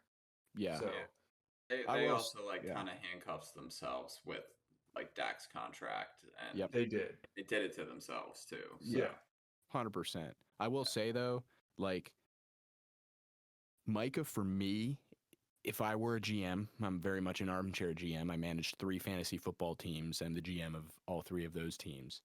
I wouldn't want a Micah Parsons on my team. I wouldn't want a guy that's going on Twitch and playing video games and talking shit about the game that he played in last night. I don't want a guy that's getting caught up in the media and saying stupid shit to reporters and creating drama, unnecessary drama, potentially in the locker room. You know, again, I'm not there. I don't know what he's like behind closed doors. But, like, for me, no thanks, man. I'll stay away from that, you know. And in that term, I would think Dallas did a good job. Otherwise, I don't know, man. I just don't know how you give up. I think he's almost like a generational talent. I just don't get how you give up a player of that caliber when you have the opportunity to sign him. Yes, it's potentially overvalued contract currently, but what if you get a 4-year deal? You know, you have guys getting signed next year or the year after that they're going to outpace whatever contract value they're giving him, you know, right now. You know, the salary cap goes up. You know, you're locked in for this guy that you know is going to be an all-pro every year. You don't have to try to replace him. Kept him in the NFC too. I was surprised. Yeah. I mean, you bring up a good point, Tyler, though. I think part of it is that, but also part of it is it worth it given all of the off the field things that we have to Right. deal with him. Like, Mhm. yes, he could be worth this contract, but not with all this stuff. He might be worth it at this amount, and we can deal with all of this other stuff. But if he's going to be the face of our franchise, we need to go, we need to have some other money available to put towards other pieces that we can build around that won't necessarily like affect the team because he's creating distractions in the team. Right. I just can't believe they waited this long. Yeah. I don't really feel like Dallas has, like, from an outside perspective, like I don't see what their plan is in terms of what type of team they want to build and what like type of players they want to sign. I don't know what they want to do. So I don't really like understand what their defensive identity is. Like they don't really seem to have one. Like they have good linebackers right now, but the last couple of years the Eagles it was like D-line depth, get a bunch of pressure on the quarterback and like hope your secondary holds up when we didn't have the most talented secondary, but we were adding guys like Hassan Reddick and Ndamukong Suh. Like I knew what we were trying to do. Like I don't really understand what Dallas is trying to do with their roster. Right. Yeah. It's hard to say. Transition year, they got, what is it, Schoonmaker in there, trying to figure things out. Familiar with the face of the franchise. He's been in the system for a long time. So maybe it'll it's a change. really good move for Green Bay, though. Yes, I agree. Like, as long as they can temper those off the field things. Yeah, definitely. But I think, to have makes Green Bay look scary. To have an elite pass rusher, that's something that you don't necessarily think about, but every championship team has a top level pass rusher or somebody that can like make a big play when it matters. Yes. A big time player. Yeah, you see that throughout history, man. Football history. Yeah. If you can have a guy that gets to the quarterback, that creates disruption. Yep. We talked about it earlier. James Harrison. Interception return, amount of sacks and fumbles that he just clutched up in big time moments, that were imperative to us winning. It might not have been the Super Bowl, but it might have been divisional playoffs because I think we were a wild card team that year. It might have been a divisional playoff game where he sacked the quarterback, let time expire, won that game. You know what I mean? Like, there's so many examples of these big time pass rushers making these opportune plays, and like, I don't know, all you talk about is a quarterback, which sucks. I'm like, damn. Or even not like, even a guy like Brandon Graham, who's not like top level, like best pass rusher ever, but when it matters most, he was there. He's there and made the play. Like in the Super Bowl, made the strip sack on Brady, won the game. So it doesn't even have to. Yeah. Or you're Chris Jones and just make every play all the time because you're Yeah. Or he's Aaron Donald or Von Miller. Yep. So many classics. So I think next time on the sports room, I think I need to go back and take notes about this whole revenue sharing model tier system, the relegation, the system. Low key, man, we talked through that for probably an hour, and I think there's a lot of good ideas in there. I truly do. I think that would be interesting to kind of put pen to paper, see what we come up with theoretically, because obviously, the NCAA ain't listening to us, bro. They're out there to make their cash and move on. So, if it were for the betterment of the players and the system, I think our system would be pretty damn good. I agree. I think we should come up with a revenue sharing for our revenue sharing system to make sure that we get revenue shared. Sharing. Yes. We'll take 2%. It's no big deal. It's just 2%. 2%, yeah. I think that's more than that's fair. Moving around, it's like $600 million. So what's 2% of $600 million? That's a nice chunk of change. $3 million. Yeah, but it's 2%. 2% is nothing. Yeah, it's nothing. Exactly. Be a good salesman. But yeah, guys, always a pleasure having you on. Like, fantastic conversation again today. Hunter coming in, in the middle, gave us a good twist to the episode. So any final comments, concerns, questions that we have before we really kick off the NFL season tomorrow? We've got college football coming on later tonight. the MLB playoffs. A lot of exciting sports coming up here in the future. Oh, not really, but I guess why don't you give me your AFC, NFC champion and your Super Bowl pick? All right, let's do that, and we'll get out of here. AFC's hard. I want to say the Bills this year. For some reason, let Josh Allen get over the hump. They finally gave him his MVP after arguably Lamar had the better season. Can McDermott do it? The curse of the Bills. I want it to end. I would say that's who I'm rooting for and can reasonably take the spot. Is it Lamar's year to take his team to the Super Bowl? I don't know. I don't think he would win it against any NFC team that would potentially get there, but I think he could make it. He could pull off an upset. But systematically, I think an overall fundamental and systematic team will have the chance to make it further, as we saw the Eagles did last year. They were definitely the best football team in the league, and we knew that after watching them through the conference, playoffs and such. But I don't know. It'd be easy to say the Chiefs again to make it all the way. The Chargers looked great against the Chiefs, but I'll go with the Bills for the AFC. That'll be my final pick. NFC, going with the Eagles again. I just think they returned a lot of players, even though that Dallas game was close. You saw where their issues lied, and I think Howie will fix that. Sirianni will coach that. So as long as they can come in with the same attitude, pending any large injuries, knock on wood, I think Philly has a good opportunity to make it all the way back to the big game this year. That being said, there are some follow-up teams I would like to call out from the NFC that I think could make an impact. Packers, we had talked about. Lions might be up there. Minnesota Vikings might be making a playoff run. I don't think they'll do anything, but they might sneakily win like 11 games and take a playoff spot from somebody else. That was just my random team I had to throw in there. I think they might actually win like more than 10 games. That's my pick. And then, I don't know, Super Bowl. If the Bills make it, I think Bills could beat the Eagles. But if the Ravens make it, I think the Ravens lose to the Eagles. Same with the Chiefs. I think the Eagles win against both of those teams. There's my scenario. Okay. I would say I'd probably between Bills and Chiefs too. Only reason why I'll give the slight edge to the Chiefs is because, Taylor Swift and Travis Kelce are now engaged, so she's going to perform at the halftime. And so it's just written in the stars that the script Travis Kelce will be playing in the Super Bowl. So I think that'll give it to the Chiefs because I think it'll be Bills Chiefs AFC Championship game. And then, some controversial play may happen to get the Chiefs in, or I'm just the classic. But yeah, so I would say I'll go with the Chiefs.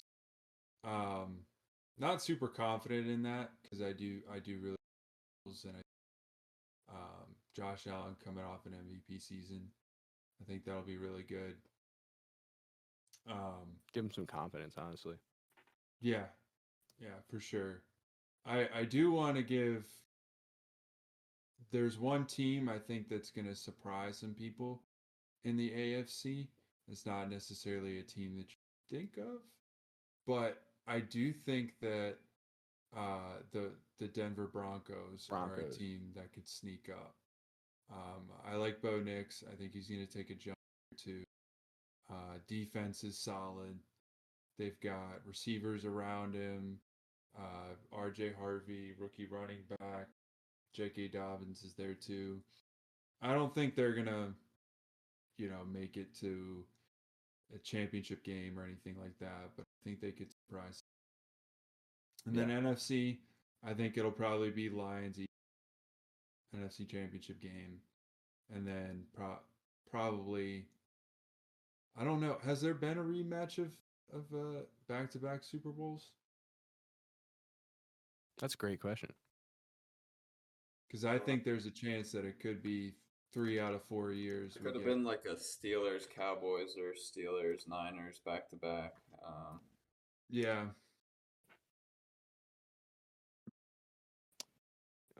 Same two teams. It was Dallas Cowboys, Buffalo Bills, Super Bowl 27 and 28 in 93 and 94. Dallas won both. Chiefs and 49ers played back-to-back Super Bowls. I know. Why is this saying Oh yeah. No, they didn't play back to back, but they've played each other. Played each in Yes, four yes, yes, Super yes, yes. Bowls. That's right. Yeah. And with the Birds and the Chiefs. And Yeah. Eagles, Patriots, too. Yep. That's it. But we'll see, man. All right, Liam, give us yours before we go here. I think it'll be fresh blood this year, honestly. It's been like Chiefs, Eagles, Niners the last whatever amount of years, so I think I'll go.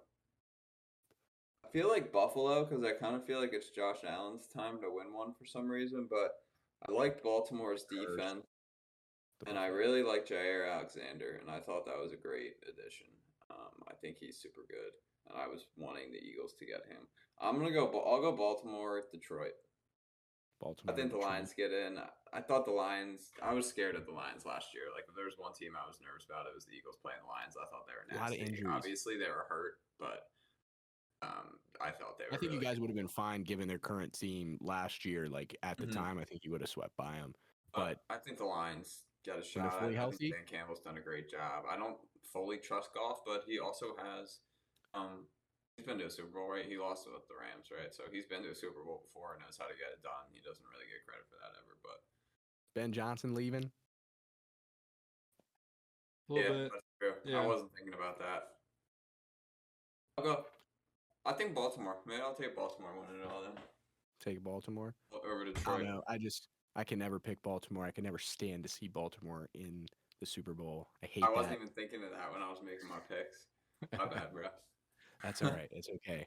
Sorry. Actually, I reverse it. I think the Dallas Cowboys and the New York Giants are going to meet in the Super Bowl. They're going to change the rules so that both of those teams can make it to the playoffs. And actually, the Cowboys are going to change conferences, and then they're both going to make it. I think that's my final pick. If there's a sleeper, I'd like to see Baker win one, and I could see Tampa getting hot and winning one. So I could see that. Yeah. I think that's not out of the question. And me and my brother was talking about how underrated Mike Evans is, and he's still an absolute no, probably he's maybe the best receiver like of our generation, like right after Julio, and he doesn't get talked about at all. No, it's crazy. Like you ask somebody, who are your top 5? If I've asked that question for the past 10 years, I don't think any time you ask somebody that they're gonna tell you. But it's like he's been so consistent. And not only that, but he's just like, if you're looking for, he's not a guy that's explosive like Tyreek or Justin Jefferson or Jamar Chase that's going to like make these big ass plays, like, go for a super long catch and run for a touchdown. Right. He's a possession receiver. So he's very much, it's kind of like a Larry Fitzgerald where he's not really going to like out athletic, he's not going to have the quickness or the ability to get by you as much, but you throw the ball up in the air one-on-one versus a quarterback, he's coming down. He's going to catch it. He's dependable. Yeah. 20 different QBs too they've had. Yeah. That's true.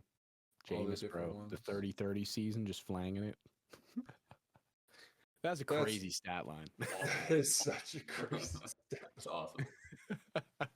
30 tutties, 30 intercept, 30 picks. 30 picks. I couldn't imagine that. Hey, I couldn't roll out of bed and throw less than 30 picks, though. So Peyton Manning, I think he threw 28 his season. Yeah. So almost as bad. 28 picks. Wow. No, but he had way less touchdowns, though. So Jameis actually had, I'd have to look up that stat line. I'm sure it's lovely. And then he turned out to be an all-pro MVP, Super Bowl winner, all of that fun stuff. But, all right, fellas. Well, I think it's time to cap it here. It's been almost 2.5 hours. Love chatting with you guys. We got through a lot today. So those of you that have made it this far, thanks for listening. There was a lot of information, a lot of good stuff. Yeah, like I had said, MLB playoffs. We got the NCAA season. The Hokies playing in an hour and a half. We're getting ready for that. Pittsburgh Jets tomorrow. Let's go Steelers. That's going to be a big game just to see what's up. I'm just like so unsure of what to expect this year. The more we talk about it, the more even the playing field seems to be this year. There's other teams in the mix. There's coaches and GMs making moves, Raiders are in Vegas now, at the LA teams. Like, a lot has been happening, games internationally, overseas. We're seeing a lot of that. How will that affect the players in terms of travel time, recovery, being able to get back in their normal routines and be ready for a home game? All of these things are ever changing, and it's an interesting landscape to have one of the greatest games on earth, which is American football. But pleasure having you guys. Really appreciate you taking the time today. Always a great conversation. This is number 5, baby. So we'll have released 5 sports rooms and many more to come. But sure, man. Thanks for having me. Pleasure as always, Tyler. Thanks for having me. Yeah, appreciate you guys. All right, everybody, you can find us on all of your traditional podcast platforms, Instagram, TikTok, social media, at Slanted Attic or the Slanted Attic Experience. We'll catch you guys on the next one. Go Steelers.